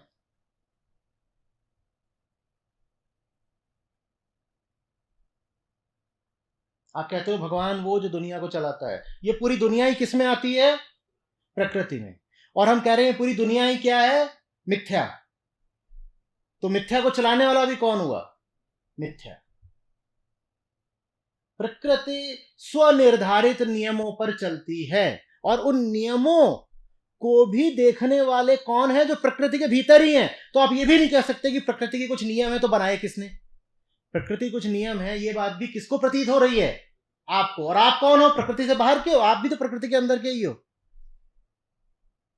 जो प्रकृति के भीतर है उसी को ऐसा लग रहा है कि कोई नियम है, नहीं तो क्या पता नियम है नहीं है। जब प्रकृति ही नहीं है तो नियम कहां से हो जाएगा? तो ये तर्क भी व्यर्थ है कि कोई ईश्वर है जो प्रकृति को चला रहा है इत्यादि। अगर कोई ईश्वर है भी तो उसका नाम प्रकृति स्वयं है। अगर आप ये भी कहना चाहते हो कि प्रकृति है तो चलाने वाला कोई होगा, तो प्रकृति स्वयं अपनी ईश्वर है। और भारत में इस बात को माना ही गया है, देवी या शक्ति या महामां प्रकृति का ही दूसरा नाम है। तो उनको ईश्वर मान के पूजा भी गया है। उनको ईश्वर मान के पूजा क्यों गया है? थोड़ी देर पहले हमने चर्चा करी थी, क्योंकि वो अहम की मदद कर सकती हैं आत्मा की ओर जाने में, इस नाते पूजा भी हुई है। पर फिर वो कोई अलग से शक्ति नहीं है जो दुनिया को चला रही है। ये जो पूरी दुनिया के लिए एक संयुक्त शब्द दे दिया गया है शक्ति, उस शक्ति मात्र की पूजा है। वो भगवान फिर कोई अलग नहीं बैठा हुआ है, वो फिर इस दुनिया में ही है, वो प्रकृति के नियमों में ही निहित है। ये वेदांत का दृष्टिकोण।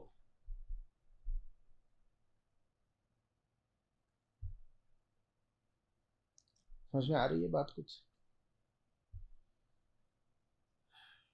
आगे सुनिए। यह आत्मा वाणी से व्यक्त नहीं किया जा सकता। थोड़ी देर पहले मैं बोल रहा था, रुक के बात करो। आत्मा कोई चीज नहीं है, कोई सिद्धांत, कोई कॉन्सेप्ट नहीं है कि उसके बारे में पक बक बक बक बक बक बक बक, मेरी आत्मा, तेरी आत्मा, आत्मा शुद्ध रखनी चाहिए, आत्मा पे संस्कार चढ़ जाते हैं। क्या बकवास कर रहे हो? क्यों जनता को मूर्ख बना रहे हो? यह आत्मा वाणी से व्यक्त नहीं किया जा सकता, मन से इसका विचार नहीं किया जा सकता, और यह विकार रहित है। यह विकार रहित, तो ये क्या बातें हैं कि आत्मा अशुद्ध है, उसे शुद्ध करना है, आत्मा अशांत है, भगवान इनकी आत्मा को शांति देना, ये कैसी बातें हैं? तुम्हें कृष्ण का विरोध करने के अलावा कुछ नहीं करना है। इतनी क्या जिद है कृष्ण के विरोध में जाने की? वो बता रहे हैं आत्मा में कभी कोई विकार आ ही नहीं सकता, और तुम कह रहे हो आत्मा अशांत हो गई थी, भगवान मृतक की आत्मा को शांति दे।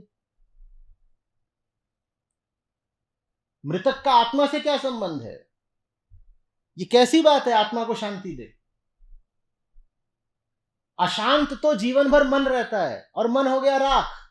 अब शांति किसको मिले? शांति जो भी मिल सकती थी वो जीते जी मिल सकती थी, तब तुमने मिलने नहीं दी क्योंकि तुम्हें आत्मा का कुछ पता नहीं। अब जब वो मर गया तब और बेवकूफी की बातें, भगवान इनकी आत्मा को शांति दे। और कृष्ण समझा रहे हैं आत्मा तो कभी अशांत होती ही नहीं, तो शांति की क्या बात है? काश कि हमने कृष्ण को और उनकी गीता को अपने जीवन में उतारा होता, पर हमें तो जन्माष्टमी पर उनको खीर चटाने से फुर्सत ही नहीं मिली।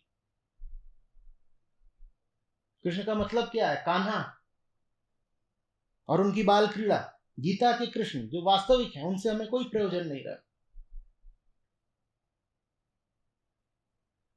कहानियों के कृष्ण हमको बहुत प्रिय हैं क्योंकि कहानियां हमारे इस स्तर की होती है ना। गीता हमसे बहुत ऊपर की है, तो गीता की ओर हम देखना ही नहीं चाहते।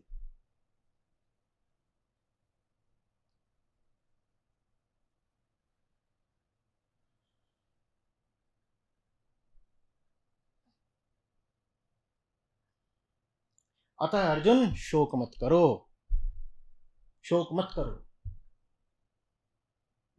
शोक सिर्फ एक स्थिति में करना अर्जुन, जब तुम पाओ कि तुम अपने गंतव्य, अपने सत्य, अपने प्रेम, अपनी आत्मा तक नहीं पहुंच पा रहे हो, सिर्फ तब शोक करना। प्रकृति के लिए शोक नहीं किया जाता। शोक तब किया जाता है जब प्रकृति तुम्हें बांध ले। प्रकृति के मोह में शोक नहीं करना चाहिए, जब प्रकृति तुम्हें बांध ले तब शोक करना चाहिए। बंधो मत, खड़े हो जाओ, धनुष उठाओ, जो धर्म है वो करके दिखाओ, बंधो मत। आचार्य जी मेरा प्रश्न है आचार्य जी, जैसे हम तो अहम में जैसे मेरा अहम वृत्ति, तो उसमें अहम जैसे अपना मेरा शरीर, उसमें सूक्ष्म शरीर और कारण शरीर का भी वो जिक्र। सब इधर ही है, सब इधर ही है। तो ये जो पुनर्जन्म जो बार-बार जो बदलने का हो रहा है, तो उसमें अहम वृत्ति में वो सूक्ष्म शरीर और कारण शरीर वो कोई मतलब इंडिविजुअलाइज्ड रहता है या मतलब अलग-अलग? जैसे आप फिर पुनर्जन्म हुआ, फिर दोबारा हुआ। बिल्कुल अच्छा प्रश्न। जो व्यक्तिगत होता है वो उतना ही स्थूल होता है। जैसे जैसे गहरे जाते जाएंगे तो चीजें एक जैसी होती जाती हैं। उदाहरण के लिए, आपको क्रोध आया सुरेश पर और इनको क्रोध आया रमेश पर। दोनों के क्रोध की पहली बात तो अभिव्यक्ति बहुत अलग तरीके से होगी। हो सकता है आपको क्रोध आया तो आप चांटा मार दें, इनको क्रोध आया तो बातचीत करना बंद कर दें। दोनों बहुत अलग अलग तरीके हैं क्रोध के अभिव्यक्ति के। दूसरी बात, क्रोध के विषय अलग अलग हैं, आपका सुरेश है, इनका रमेश है। लेकिन और गहरे जाएंगे, आप सिर्फ क्रोध को देखेंगे तो कहेंगे अब तो बात एक हो गई, दोनों को जो आया वो एक ही था, क्या? क्रोध। ठीक है, लेकिन अभी भी भिन्नता रहेगी। अगर हम देखें कि आपको क्रोध आया और उनको मोह आया, अभी भी भिन्नता है। और नीचे जाएंगे तो पाएंगे वो भिन्नता भी समाप्त हो गई, क्योंकि क्रोध और मोह दोनों आए थे अहम वृत्ति की रक्षा करने के लिए, तो देखिए एक हो गए। तो इस तरीके से जैसे जैसे आप नीचे जाते जाते हैं और कारण शरीर तक पहुंचते जाते हैं, वैसे वैसे आप पाते हैं कि जो भिन्नताएं हैं जगत में, इतनी विविधताएं, वो विविधताएं समाप्त होती जाती हैं। अहम वृत्ति के तल पर एक बचता है और आत्मा के तल पर एक भी नहीं बचता। अहम वृत्ति के तल पर एकत्व बचता है, एकत्व। जितना आप ऊपर होते हैं उतना ज्यादा विविधताएं दिखती हैं, जितना आप नीचे जाते जाते हैं उतना आपको एकताएं दिखती हैं। अहम वृत्ति के तल पर सिर्फ एकता बचती है कि जितने लोग बैठे हैं ये सब एक हैं। कैसे एक है? अहम वृत्ति इनकी साझी है। ऊपर आते जाइए तो अलग है, इतनी देहें हैं सब अलग अलग हैं, इतनी देहें हैं सब अलग अलग हैं। थोड़ा नीचे जाएंगे तो आप पाएंगे कि अहम वृत्ति एक है और फिर है आत्मा जो एक भी नहीं है। इसी का कंटिन्यूअस हाँ, प्रश्न है आचार्य जी कि तो ये जो जैसे स्थूल शरीर तो खत्म हो गया, तो ये सूक्ष्म शरीर कारण शरीर वो। ये सब भी खत्म है, बचती है सिर्फ अहम वृत्ति। अहम वृत्ति, सिर्फ अहम वृत्ति, वो जड़ है, वो बची रह जाती है। बस जड़ भी छोड़िए, वो बीज है, बस वो बीज बचा रह जाता है। आप कहें कि पत्तियां गिर गई, पत्तियों के बाद क्या टहनियां बची रह जाती हैं? क्या तना बचा रह जाता है? बीज भर बचा रह जाता है, बीज। और बीज एकदम अदृश्य, एकदम महीन। वो जो बीज है वो मिटता नहीं। और बीज कहाँ से आया कुछ पता नहीं, इसीलिए माया को अनादि कहते हैं। अनादि, अनादि माया ब्रह्म से ज्यादा रुचि ऋषियों ने माया में दिखाई है, क्योंकि वो बड़ी जबरदस्त चीज है। वही उस बीज है, अहम वृत्ति माया है, बहुत जबरदस्त है वो। सब कुछ मिट जाता है। अभी हम कह रहे थे ना, रूप रंग सारे सब बदलने को तैयार है। वो पत्तियां भी कट जाएं, टहनियां कट जाएं, तने कट जाएं, सब कट जाए, बीज बचा रह जाता है। वो बीज फिर नए नए आकार ले लेता है, इसी को पुनर्जन्म कहते हैं। तो आचार्य जी, जैसे पुनर्जन्म जो, तो ये जो बीज हुआ, तो वो मतलब वो महज एक, जैसे एक ही उसका मतलब दोबारा दूसरे जन्म से उसका कोई संबंध नहीं हो सकता? पूरा संबंध है। बीज ही एक जन्म ले रहा है, बीज ही दूसरा जन्म ले रहा है। पर पिछले जन्म का, अच्छा, उसके एक जन्म का दूसरे जन्म से नहीं, उनमें कोई संबंध नहीं है।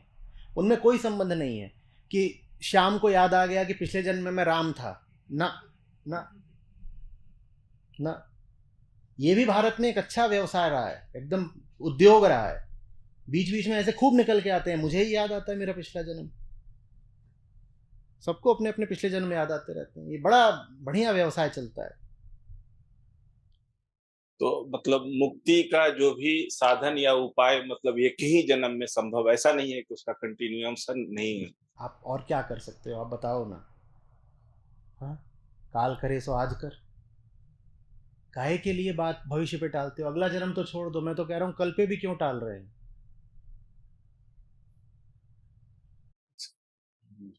और एक दूसरा प्रश्न है आचार्य जी कि जो जैसे अहम और आत्मा, आत्मा बिल्कुल असंग है, उसका इससे प्रकृति से कोई नाता नहीं हो सकता है।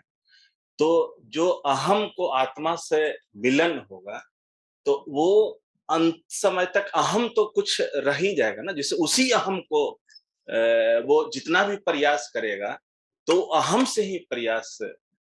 प्रयास पूरा वहीं पर होता है, प्रयास पूरा हम ही करेगा, बिल्कुल। लेकिन उस अहम का पहुंच नहीं है आत्मा तक, तो फिर जब पहुंचेगा तो शून्य हो जाएगा। जैसे कि आपकी गाड़ी में बस उतना ही तेल हो कि ठीक मंजिल तक पहुंचेगी। वो मंजिल इस तरीके की है कि वो मिलेगी ही तब जब गाड़ी का तेल खत्म हो गया हो। और जहां आपकी गाड़ी का तेल खत्म हो जाएगा वहां मंजिल खड़ी होगी। पर हम तेल खत्म करने को तैयार नहीं होते, हम डरते हुए होते हैं। हम कहते हैं तेल बचा के रखो, तुम बचा के रखे हो इसीलिए मंजिल मिल नहीं रही।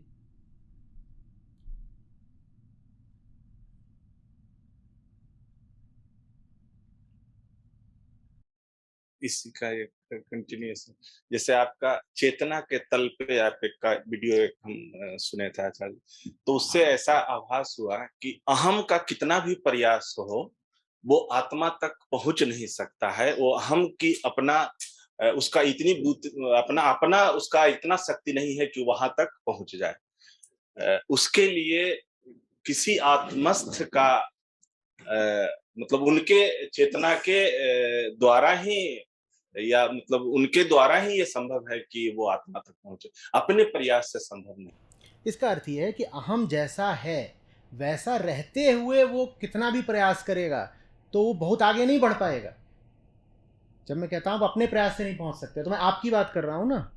आपके प्रयास के रास्ते में सबसे बड़ी बाधा है आपका ये हठ कि मैं जैसा हूं ऐसा रहते हुए ही प्रयास करूंगा। उदाहरण के लिए, मैं मोटा हूं, मैं कहूं मैं मोटा रहते रहते 40 किलोमीटर दौड़ूंगा और मंजिल तक पहुंच जाऊंगा, तो पहुंच सकता हूं क्या?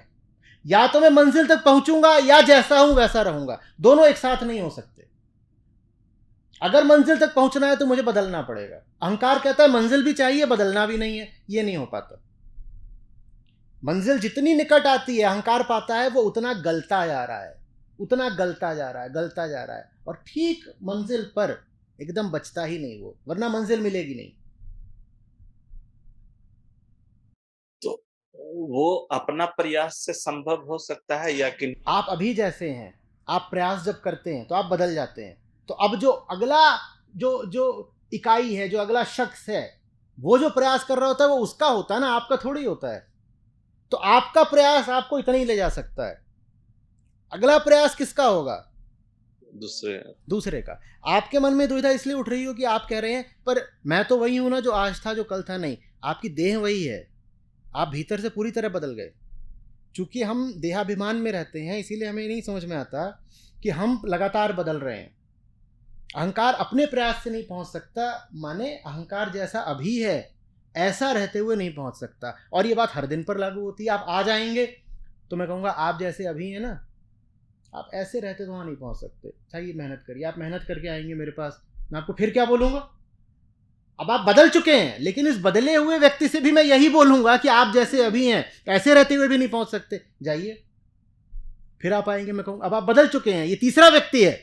ये पहला दूसरा गया, अब ये तीसरा व्यक्ति है। मैं इस तीसरे व्यक्ति से भी यही बोलूंगा, आप जैसे अभी हैं ऐसे रहते हुए नहीं पहुंच सकते।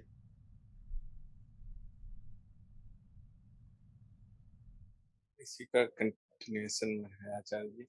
जैसे मेरा ये मतलब इसका डायरेक्ट क्वेश्चन है कि वो जो मतलब जो सुने हैं या पढ़े हैं कि किसी भी साधक का मुक्ति मतलब बिना गुरु का संभव नहीं है। इसी का मतलब ये जो अपने बदलने का तो उसका डायरेक्ट ताल्लुक। हाँ, तो ये सही बात है ना। आप यहाँ पर हो प्रकृति के बीचों बीच, वहाँ आपको 100 तरीके से लुभाया फंसाया जा रहा है। दो ताकतें आप पे काम कर रही हैं, एक जो आत्मा की ओर खींचती है, एक जो आपको संसार में बांधे रखती है। जो संसार में बांधे रखती है ज़्यादा निकट की लगती है, क्योंकि वो इंद्रियों को दिखाई दे रहे हैं, लोग हैं, चीज़ें हैं, रुपया पैसा ये सब है, तो वो आपको पकड़ के रखते हैं। गुरु माने क्या? कोई ऐसी ताकत जो आपको उधर को धकेल दे, और वो नहीं होगी ताकत तो आप उधर को नहीं जा पाओगे, आपका मन ही नहीं करेगा जाने का। इधर इतना कुछ है, कौन उधर को जाएगा? और इधर जो कुछ है वो प्रमाण के साथ है, उधर जो है उसका कुछ पता नहीं, कुछ है भी कि नहीं है, जाने क्या होता है, बर्बाद ना हो जाए, चोट ना लग जाए, क्या हो जाए कुछ पता नहीं, कुछ होता भी है, हम ही बेवकूफ़ हैं उधर को जाएं, सब तो यहाँ मौज कर रहे हैं। तो कोई ऐसी ताकत चाहिए होती है जो आपको धक्का देके उधर को फेंके, उसी को गुरु कहते हैं। भगवान श्री प्रणाम। अभी जो चर्चा चल रही थी अहम वृत्ति, तो जो बात है स्वधर्मम निधनम श्रेयम, तो जो प्रयास है जब सब खत्म ही हो जाएगा उस व्रत मुक्ति की तरफ, मान लीजिए अहम आत्मा तक जाने का प्रयास कर रहा है, बीच में कहीं छूट गया, तो इसका कुछ अहम वृत्ति पे जाके जैसे सूक्ष्म शरीर में कहते हैं वो डीप प्रोग्रामिंग हो जाती है, वो उस तरह कुछ रहता है। नहीं समझा क्या कह रहे हैं? ऐसे अहम प्रयास कर रहा है, इस जन्म में जो समय है मेरे पास मैं प्रयास कर रहा हूँ, ये छूट गया बीच में। अब आपका यही जन्म है, हाँ, इसमें आप प्रयास कर रहे हैं, आप कहीं तक पहुंचे, जहां तक पहुंचे वहां तक का फल आपको मिल गया, पहुंचने में ही मिल गया। उसका अहम वृत्ति पे कोई मतलब। अहम वृत्ति अपनी जगह बैठी हुई है। अहम वृत्ति, हाँ, आप जो हैं, आप आपको उसका अच्छा फल मिल जाएगा अगर आप आगे बढ़ रहे हैं। अहम वृत्ति जो है वो तो स्वयं इन्हीं से आ रही है। कृष्ण कहते हैं ना, मम माया, वो उन्हीं की है, तो वो क्यों मिट जाएगी, वो तो रही आएगी। हाँ, आप जो हैं, आपकी जो इकाई है, जिसका जीवन खराब हो रहा था, जिसके लिए सारा अध्यात्म है, आपके लिए है ना सारा अध्यात्म। अहम वृत्ति के लिए थोड़ी अध्यात्म है, आपके लिए, व्यक्ति के लिए अध्यात्म है। कृष्ण ये थोड़ी कह रहे हैं कि अर्जुन का अहंकार अगर नष्ट हुआ है तो अहम वृत्ति नष्ट हो गई। अगर अहम वृत्ति नष्ट हो गई होती तो दुर्योधन का भी नष्ट हो गया होता। अहम वृत्ति तो हमने क्या कहा, सबकी एक है। अर्जुन को पूरा गीता ज्ञान दे दिया, लाभ किसको हुआ? अर्जुन को हुआ ना, दुर्योधन को थोड़ी लाभ हो गया। तो पूरे अध्यात्म से जिसको लाभ होता है वो है व्यक्तिगत अहंकार। अहम वृत्ति को लाभ वगैरह नहीं होता, उसे कोई लाभ चाहिए भी नहीं, वो तो कृष्ण की माया है, उसे आप क्या लाभ देंगे, वो तो अपना पड़ी हुई है। अध्यात्म अहम वृत्ति को लक्ष्य करके नहीं है। अध्यात्म का लाभ किसको होना है? आपके व्यक्तिगत जीवन को, आपके इस जीवन को, आपके व्यक्तिगत अहंकार को। ये बात स्पष्ट रखिए, ये मूल सिद्धांत है, इनमें चूक नहीं होनी चाहिए। अध्यात्म आपके इस जीवन को लाभ देने के लिए है। आपके इस जीवन के बाद भी, पहले भी जो दूसरे लोग हैं, उनको अपना जीवन स्वयं निर्धारित करना है। कृष्ण उपलब्ध हैं, ये फैसला दुर्योधन को करना है कि उनसे लाभ लेना है या नहीं लेना है। अर्जुन ने निर्णय लिया लाभ लेना है, अर्जुन को लाभ हो गया, दुर्योधन को नहीं लेना है, दुर्योधन को नहीं हुआ। जो मेन संशय है, ऐसे बाहर के विचार से व्यक्तिगत अहम परिवर्तित हो जाता है। तो जो जो भी कर्म किए, प्रयास किए, तो जो कहते हैं सूक्ष्म शरीर वाली प्रकृति की ही बात है, वो सूक्ष्म शरीर में प्रोग्राम हो जाता है, तो वो आगे यात्रा करता है, कुछ नहीं ऐसा है। मतलब वो सूक्ष्म शरीर आगे यात्रा करता है। सूक्ष्म शरीर कुछ नहीं होता, शरीर ही है। शरीर के ही कई तल बता दिए गए हैं, कुछ आगे नहीं यात्रा करता। स्थूल शरीर, सूक्ष्म शरीर, ये सब राख हो जाने हैं। शरीर ना हो तो कोई सूक्ष्म शरीर होता है क्या? तो सूक्ष्म शरीर आप कहना भी चाहते हैं तो मन है सूक्ष्म शरीर। मन है बिना मस्तिष्क के, मस्तिष्क नहीं है तो मन है। तो जब मस्तिष्क को आग लगा दी, जल गया, तो मन कहाँ बचा? ये कौन सी बात है कि स्थूल शरीर जला है, सूक्ष्म शरीर अभी यात्रा करेगा? जिसको आप सूक्ष्म शरीर कहते हैं, वो शरीर ही है जो सूक्ष्म है, जो इंद्रियों को दिखाई नहीं देता, लेकिन हाँ, उपकरणों को वो भी दिखाई देता है। आप जिसको मन बोलते हैं वो विचारों के अतिरिक्त कुछ है। और अभी बहुत सारे ऐसे उपकरण हैं जो आपके विचारों को तरंगों की तरह, वेव्स की तरह पकड़ लेते हैं। आप उन्हें देख नहीं सकते, पर उपकरण देख लेगा। इंस्ट्रूमेंट रखा होगा, वो बिल्कुल देख लेगा आपकी ब्रेन वेव्स क्या चल रही हैं। आप सपना देख रहे हैं नहीं देख रहे हैं, ये बात भी इंस्ट्रूमेंट बता देगा, आपके बगल में रख दिया जाए तो वो जो इंस्ट्रूमेंट है वो किसी पारलौकिक चीज को पकड़ रहा है क्या? वो भी एक मटीरियल चीज को ही पकड़ रहा है। तो जिसको, और इंस्ट्रूमेंट किसको पकड़ रहा है? सूक्ष्म चीज को पकड़ रहा है। माने जो सूक्ष्म चीज है वही मटीरियल है। अगर मटीरियल है तो आग लगने के बाद बचेगी क्या? तो ये सारी बातें मन से निकाल दीजिए कि स्थूल शरीर या सूक्ष्म शरीर या कोई शरीर मरने के बाद बच जाता है। वो सब इसी देह की उत्पत्ति है। आपके स्थूल शरीर पर कोई हथौड़ा मारता है, उसका आपके मन पर असर पड़ता है कि नहीं पड़ता है? पड़ता है कि नहीं पड़ता है? तो वही तो बोल रहा हूं, मस्तिष्क के बिना कौन सा मन होगा? और जब मस्तिष्क जल गया तो मन कहां से बचेगा? आपकी जितनी स्मृतियां होती हैं, आपको पता है ना वो कहाँ बैठी होती हैं? वो मस्तिष्क के तंतुओं में बैठी होती हैं। इसीलिए आपको अगर जरा सा कोई हथौड़ा मार दे सर पे, या कुछ भी हो, चोट लग जाए, कुछ भी हो जाए, या कोई आप उल्टी पुल्टी दवाई खा ले, तो आपकी स्मृति उड़ जाती है। इतना ही नहीं, आप बूढ़े होने लगे तो भी स्मृति उड़ने लग जाती है। स्मृति तो इतना सा झटका नहीं बर्दाश्त कर सकती कि उस पर जरा सी चोट लग गई, मस्तिष्क पर, मस्तिष्क पर जरा सी चोट भी लग जाए तो स्मृति चली जाती है। तो जब मस्तिष्क में आग ही लग जाएगी तो स्मृति बचेगी क्या? तो जब जल गया मस्तिष्क तो किसको याद रहेगा अगला पिछला? नहीं समझ में आ रही बात? थोड़ी सी आप शराब पी लें, आप चीजें भूल जाते हैं। मस्तिष्क पर जरा सा रासायनिक हमला हो गया है, शराब पी ली है आपने, तो भी स्मृति उड़ जाती है। बेचारे डॉक्टर लगे हुए लोगों की याददाश्त चली गई है, वापस नहीं आ रही है। याददाश्त भी मटीरियल चीज होती है, वो मस्तिष्क की सेल्स में बैठती है। जैसे एक हार्ड डिस्क होती है, हार्ड डिस्क होती है, उसमें मेमोरी कहाँ है? मेमोरी कोई सटल चीज है? मेमोरी क्या चीज है? हार्ड डिस्क में मेमोरी कहाँ होती है? मटीरियल चीज है ना, मटीरियल है बिल्कुल। इसीलिए आपको पता है कि कितनी है, आप क्वांटिफाई कर सकते हो। आपको पता है आप अपनी मेमोरी भी क्वांटिफाई कर सकते हो, करी जा चुकी है।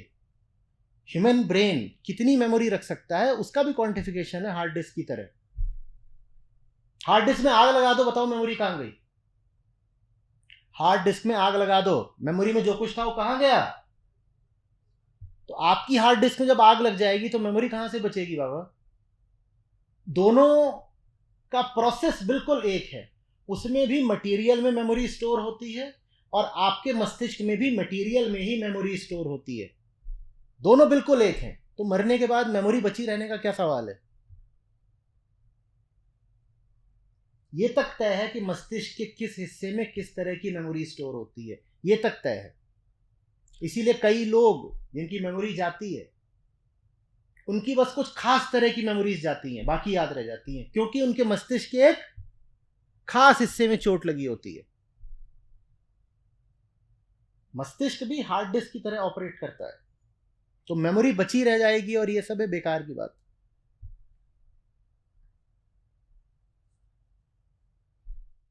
आचार्य जी, मेरा ये सवाल था कि जैसे अभी शोक की बात हो रही थी कि अर्जुन पे कहा जा रहा है कि तुम शोकग्रस्त मत रहो।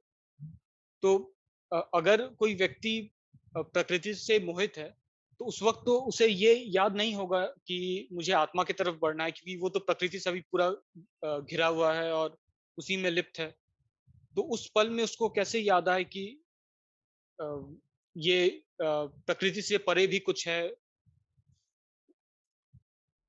जो आपको चाहिए वो प्रकृति से मिल नहीं रहा ना, उसी बात से याद आ जाएगा।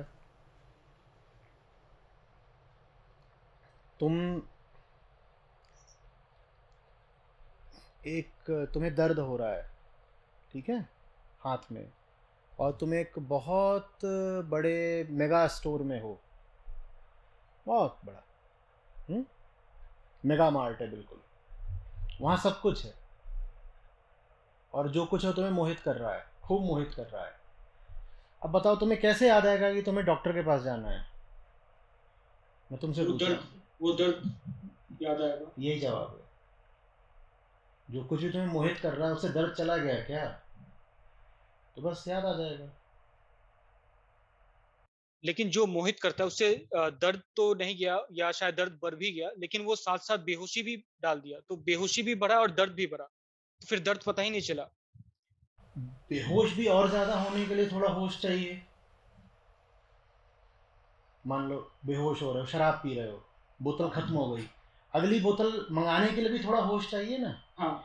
जिस होश का इस्तेमाल करके और बेहोश होना चाहोगे, वही होश याद दिला देगा कि दर्द हो रहा है और बढ़ रहा है।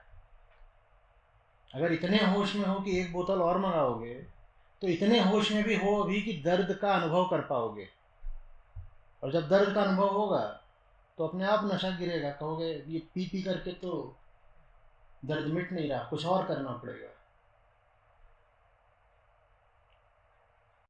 ओह! अच्छा।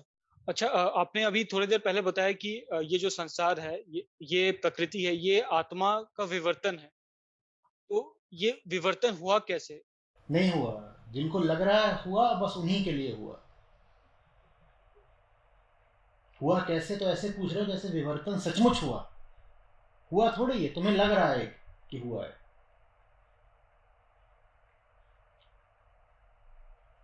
तुम जब तक प्रकृति के भीतर हो, तुम्हें लगेगा प्रकृति है, इसलिए तुम कहोगे विवर्तन हुआ। उस पल के लिए जीना है। जब कोई कहे कि विवर्तन हुआ तो तुम कहो हुआ ही नहीं।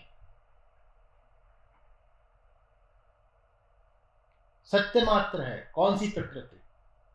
और प्रकृति यदि है भी, ये शरीर तो कहता रहेगा कि है, क्योंकि आंखें देखेंगी, उनको दिखाई देगा अभी ऊपर छत है, दीवार है, रोशनी है। तुम कहोगे है भी तो इनके लिए है, मेरे लिए नहीं है। कोई विवर्तन नहीं हुआ। अच्छा, अभी जैसे आप मौत की बात कर रहे थे, जैसे पिछले श्लोक में गीता में बताया गया कि न हन्यते हन्यमाने शरीरे। तो जब मेरे शरीर की मृत्यु हो गई, लेकिन तब ये बोलने के लिए बचा कौन कि शरीर मर गया लेकिन आत्मा नहीं मरी। ये बोलने वाला भी तो मन था, लेकिन मन तो मर गया। तो वो मन नहीं बोल रहा, किसी और का मन बोल रहा है। ये न हन्यते हन्य माने शरीरे से आशय है कि शरीर से जुड़ी हुई नहीं है। शरीर आते रहते हैं, जाते रहते हैं। शरीर आते रहते हैं, शरीर जाते रहते हैं, ठीक है। शरीरों से आगे सत्य है।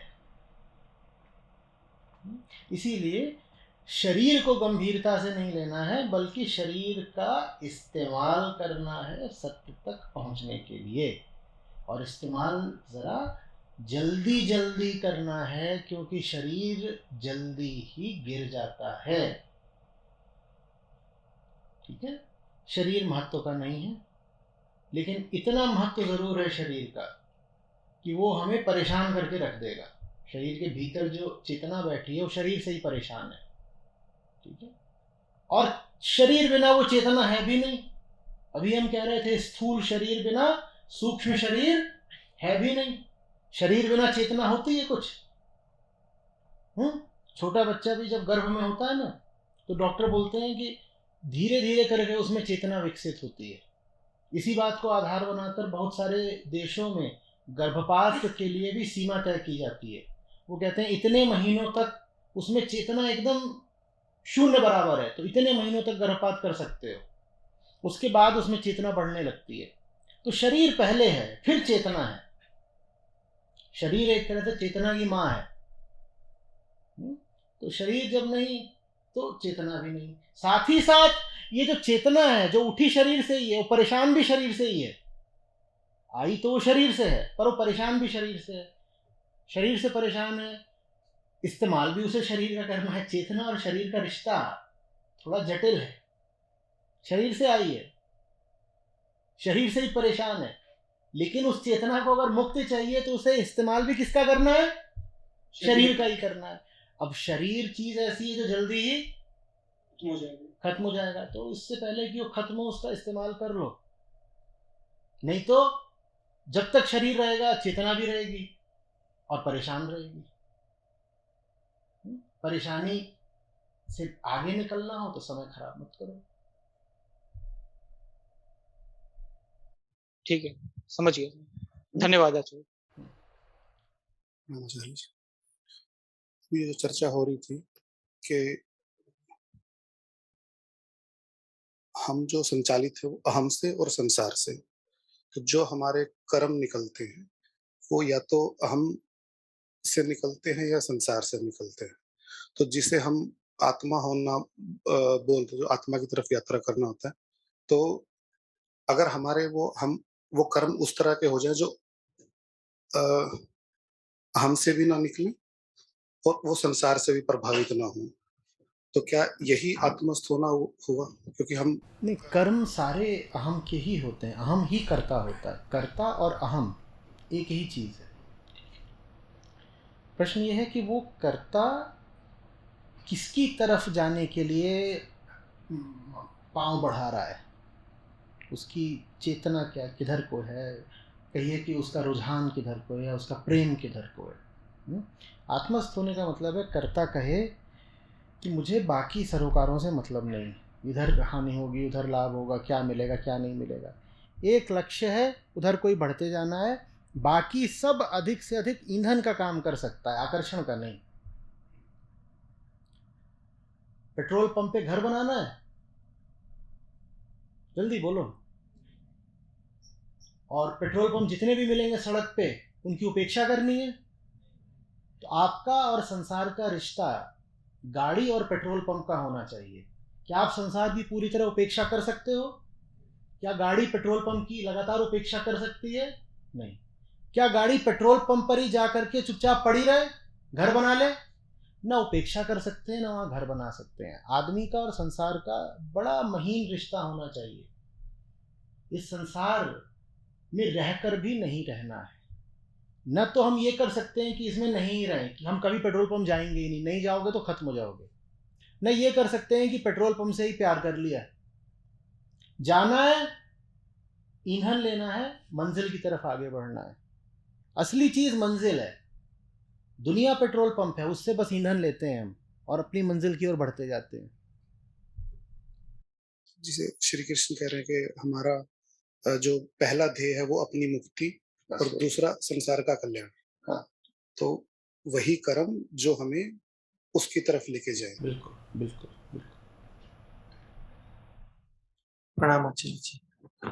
मुझे ऐसा समझ में आया है कि अहम वृत्ति की वजह से अगर कोई आदमी कुछ भी करेगा तो वो गलत है, अहम वृत्ति को केंद्र में रखकर।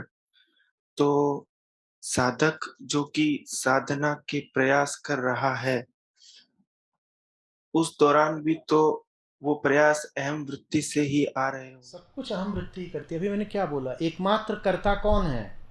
अहम। प्रश्न ये नहीं है कि अहम कर रहा है कोई और कर रहा है, और कौन कुछ करेगा। जब आप साधारण भाषा में बोलते हैं कि देखो ये काम मत करो, ये तुम्हारे अहंकार से आ रहा है, ये कोई समझदारी का वक्तव्य नहीं है। क्योंकि हर काम अहंकार से ही आता है। मैं आपसे बोल रहा हूँ, मैं कहाँ से बोल रहा हूँ? अहंकार से बोल रहा हूँ। आप मुझे सुन रहे हैं, आप कहाँ सुन रहे हैं? अहंकार से सुन रहे हैं। प्रश्न ये नहीं है कि अहंकार से करा कि नहीं करा, क्योंकि करने वाला अहंकार के अतिरिक्त और कोई हो ही नहीं सकता।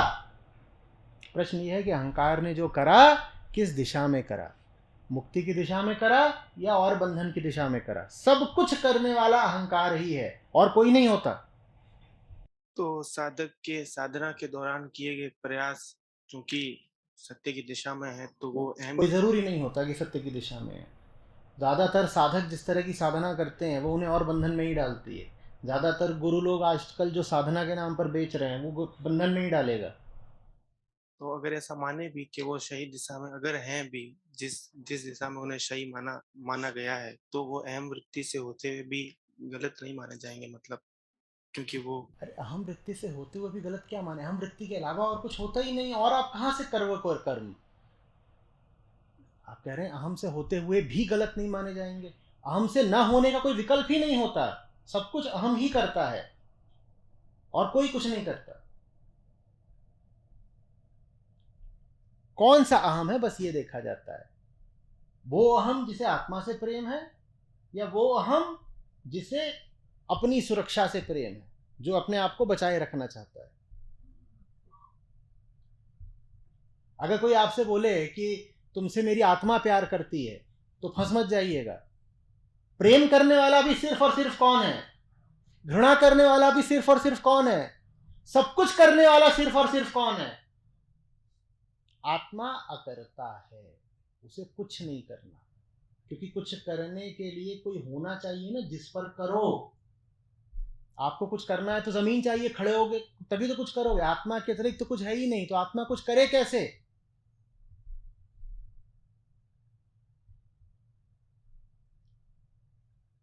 प्रणाम आचार्य जी। आचार्य जी, अभी आपने जैसे कहा कि ये अहम होता है जो अपने आप को बार बार बचा लेता है, तब से शुरू है जब से घड़ी स्टार्ट हुई। फिर ये बीज रूप में अपने आप को बचा लेता है, फिर वापस नए नए आकार ले लेता है।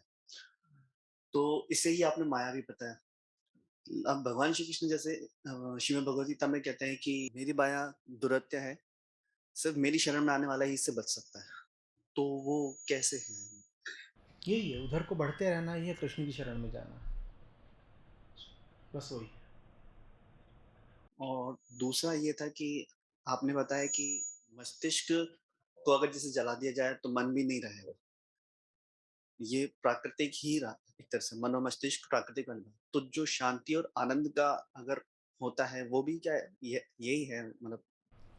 मन माने चेतना, जब ऐसा हो जाए कि उसे शरीर से माने मस्तिष्क से कोई लेना देना ना रहे, उसको कहते हैं आनंद।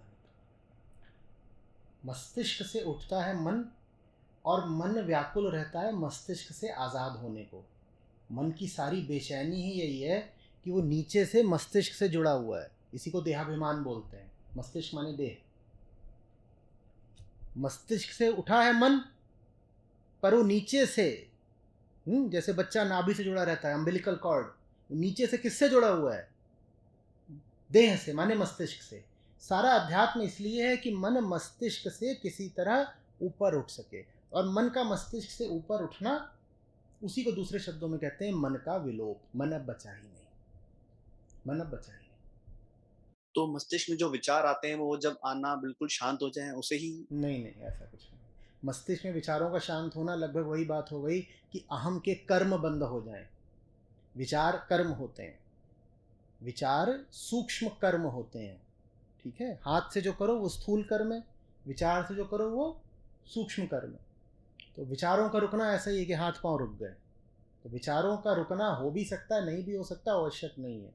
प्रश्न ये है कि जो विचार आ रहा है वो किस दिशा में आ रहा है। वो विचार मुक्ति की दिशा में आ रहा है तो बहुत शुभ होता है। वही विचार ऐसा उठ रहा है कि और बंधन में पड़ जाओ तो वहाँ अशुभ होता है। जो मुक्ति की ओर विचार ले जाता है उसके लिए एक विशेष नाम होता है आत्मविचार। वो आपको कहता है देखो कहाँ फंसे हुए हो। तो आत्मविचार शुभ होता है। और साधारण जो संसारमुखी विचार होता है वो फंसाता ही है।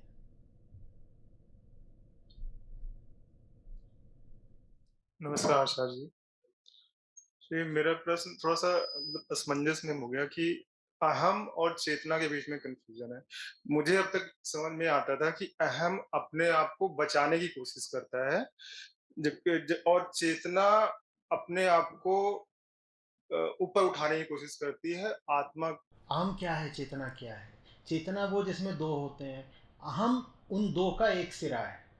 अहम माने मैं, चेतना में दो होते हैं। चेतना आप कब कहते हैं आप चेतन है? जब आपको दुनिया दिखाई दे रही हो। दुनिया माने दूसरी। जब दो हैं तो उनमें एक होता है देखने वाला और एक होता है दृश्य। जो दृष्टा है उसका नाम अहम है, जो दुनिया है वो है दृश्य। चेतना माने जिसमें ये दोनों हैं, दृश्य दृष्टा। तो चेतना का ही हिस्सा है अहम। चेतना के केंद्र पर अहम बैठा होता है। मैं बैठा हूँ यहाँ पर, मेरे इर्द गिर्द चारों तरफ क्या है? बहुत सारी चीज़ें। मैंने देखा इस रोशनी को, मैंने देखा गमले को, मैंने देखा स्क्रीन को। ये सब घटनाएं चेतना में घट रही हैं। धन्यवाद आचार्य। नमस्ते आचार्य जी। अहम को लेकर अहम वृत्ति को जो अभी तक समझ आया है, आपसे पूछना चाहूंगी कि मेरी समझ ठीक है या नहीं। जैसे किचन में हम लोग फ्यूल यूज करते हैं कुकिंग के लिए, सिलेंडर है, में उसमें जो फ्यूल है वो अहम है, उसको बर्न होना ही होना है। अगर हम उसको सही डायरेक्शन में उससे खाना बना लेंगे तो वो उसका चैनलाइज हो गया ठीक डायरेक्शन में, और अगर आग लग गई तो वो गलत डायरेक्शन में लाइफ जा रही है। तो क्या ये अंडरस्टैंडिंग? वो संसाधन है, वो संसाधन है। अहम वो है जो तय करता है कि उससे रोटी बनानी है या घर जलाना है। अहम कौन है? निर्धाता। जो ईंधन है सिलेंडर में वो क्या है? वो सारे संसाधन जो आपको जीवन ने माने प्रकृति ने दे रखे हैं, जिसमें समय भी आता है, बल भी आता है, धन भी आता है, वो सब कुछ उस सिलेंडर के अंदर है। अहम कौन है? जो तय करता है कि उसका करना क्या है। जो समझ जिसे कहते हैं, शायद क्या कह सकते हैं? अगर वो सही निर्णय करता है तो उसे समझ कहते हैं, और गलत करते तो? गलत करते हैं तो बेहोशी। प्रणाम आचार्य जी। जी आचार्य, जैसे एक बात आती है कि आत्मस्थ होना, आत्मस्थ होके जीना, और फिर जो मन है वो आत्मा को जान नहीं सकता। मतलब मन मिटता है तो तभी आत्मस्थ होके जिया जाता है। तो ये कैसे, मतलब इसमें क्या समझ रखें कि ज्यादा से ज्यादा आत्मस्थ होके जिया जा सके उस चीज को? यानी कहना चाह रहे हैं कि आत्मस्थ बहुत होके बढ़िया, जीना, बहुत यानी अच्छा, कि बहुत सुंदर सवाल है। कह रहे हैं एक और तो ज़रूरी है कि आत्मस्थ होकर जिया जाए, और दूसरी ओर अभी कृष्ण बता रहे थे आत्मा अज्ञेय है, अचिंत्य है, जाना नहीं जा सकता, कुछ पता नहीं, आँखों में पकड़ में नहीं आती, चिंतन में नहीं पड़। तो कैसे करें? मन का और आत्मा का रिश्ता लगभग वैसा होगा फिर जैसा समझ लीजिए बहुत छोटे बच्चे का और माँ का। एकदम ही छोटा है, उसे क्या पता माँ क्या समझ पाएगा क्या, लेकिन सो जाता है। इसे कहते हैं आत्मस्थ होना। माँ की गोद में सो जाता है, समझा कुछ नहीं है पर सो जाता है। इसको कहते हैं श्रद्धा, जीवन के प्रति एक विशेष दृष्टिकोण।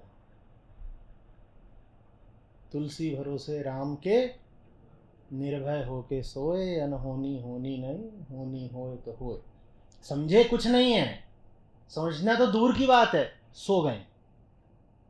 ये एक विशेष प्रकार की नींद ही अध्यात्म के केंद्र में है। एक ऐसी नींद जिसमें आप अपनी समझदारी को बिल्कुल चूल्हे में डाल देते हो। कहते हो ये मेरी समझदारी, मेरा बंधन है, मैं अपनी समझदारी के प्रति सो गया, मैं नासमझ हो गया। आध्यात्मिक आदमी एक तरह से बहुत नासमझ हो जाता है, बहुत नासमझ। इसीलिए तो उसके निर्णय फिर दुनिया को समझ में नहीं आते, उसकी चाल लोगों को बेढंगी लगती है। कहते हैं क्या ये समझदार तो हम हैं, हमसे पूछो, हमने देखो कितनी समझ दिखाई है, हमने ये कर लिया, हमने वो कर लिया, देखो देखो हमने सब क्या क्या कर लिया। मुंह भले ही उजड़ा चमन हो पर उनको लगता है यही हमने पता नहीं क्या क्या कर लिया। मुंह नहीं देखते बस वो अपना कभी। नासमझ होना पड़ता है। मन क्या है? मन की सामग्री ही मन है। मन में जो कुछ चल रहा है वही मन है, और मन में लगातार क्या चल रही होती है?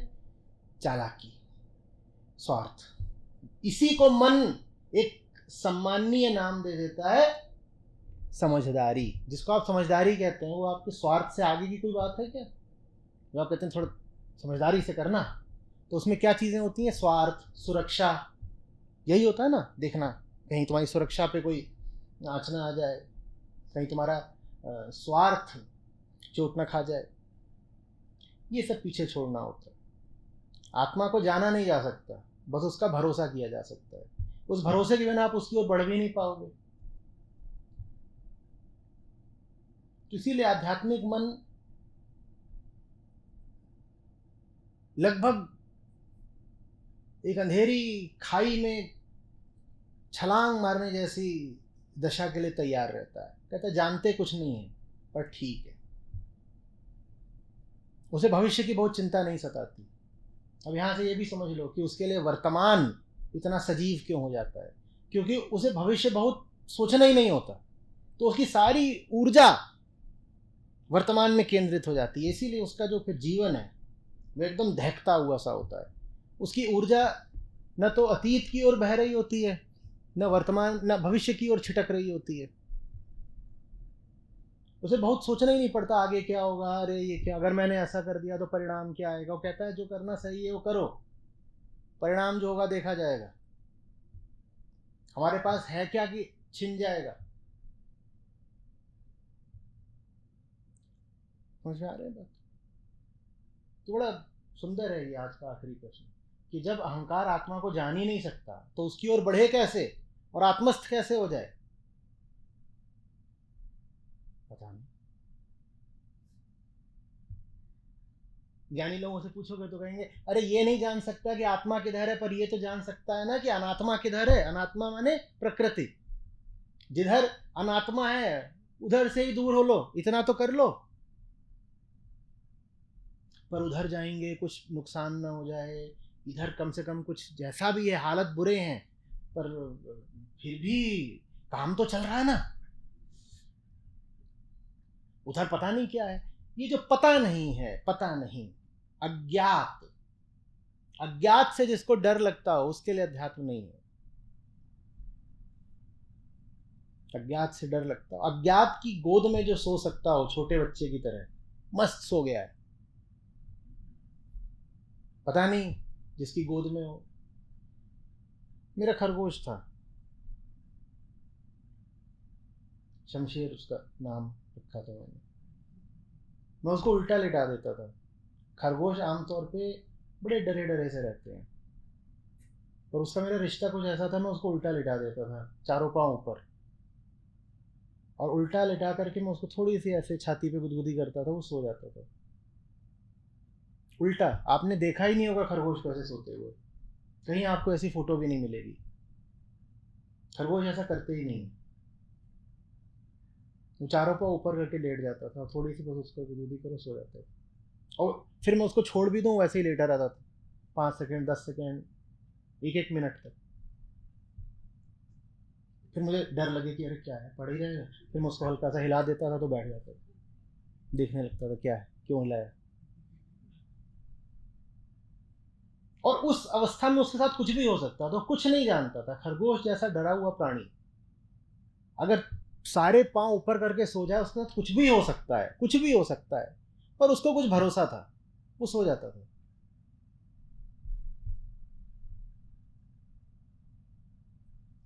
वो नहीं सोचता था मेरे साथ क्या होगा।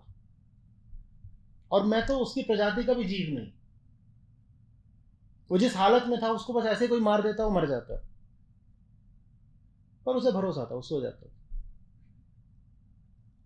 कुछ नहीं होता।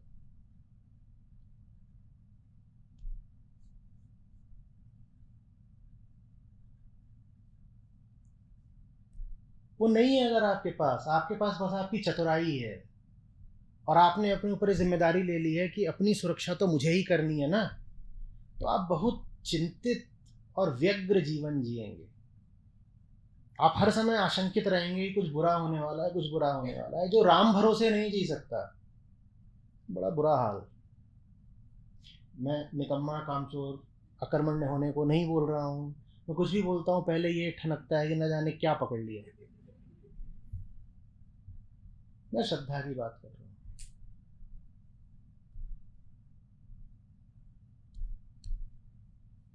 हूँ। थोड़ा सा राम भरोसे होना सीखिए। सब कुछ कर लीजिए जो आपके प्रयास में आ सकता है, आपकी बुद्धि में आ सकता है, आपकी साफ नीयत से आ सकता है, सब कुछ कर लीजिए और उसके बाद राम भरोसे। फिर कोई आए भी परेशान करने के, सोने दो सोने दो। समाधि को इसीलिए तो कहते हैं जागृत सुषुप्ति। ऐसे हो जाओ पूरी जिंदगी में जैसे सो ही रहे हो, आंख खुली है तब भी सो ही रहे हो, ऐसे हो जाओ, परवाही नहीं। नानक साहब बेपरवाही, बेपरवाही कहते, बेपरवाही, लापरवाही नहीं, बेपरवाही।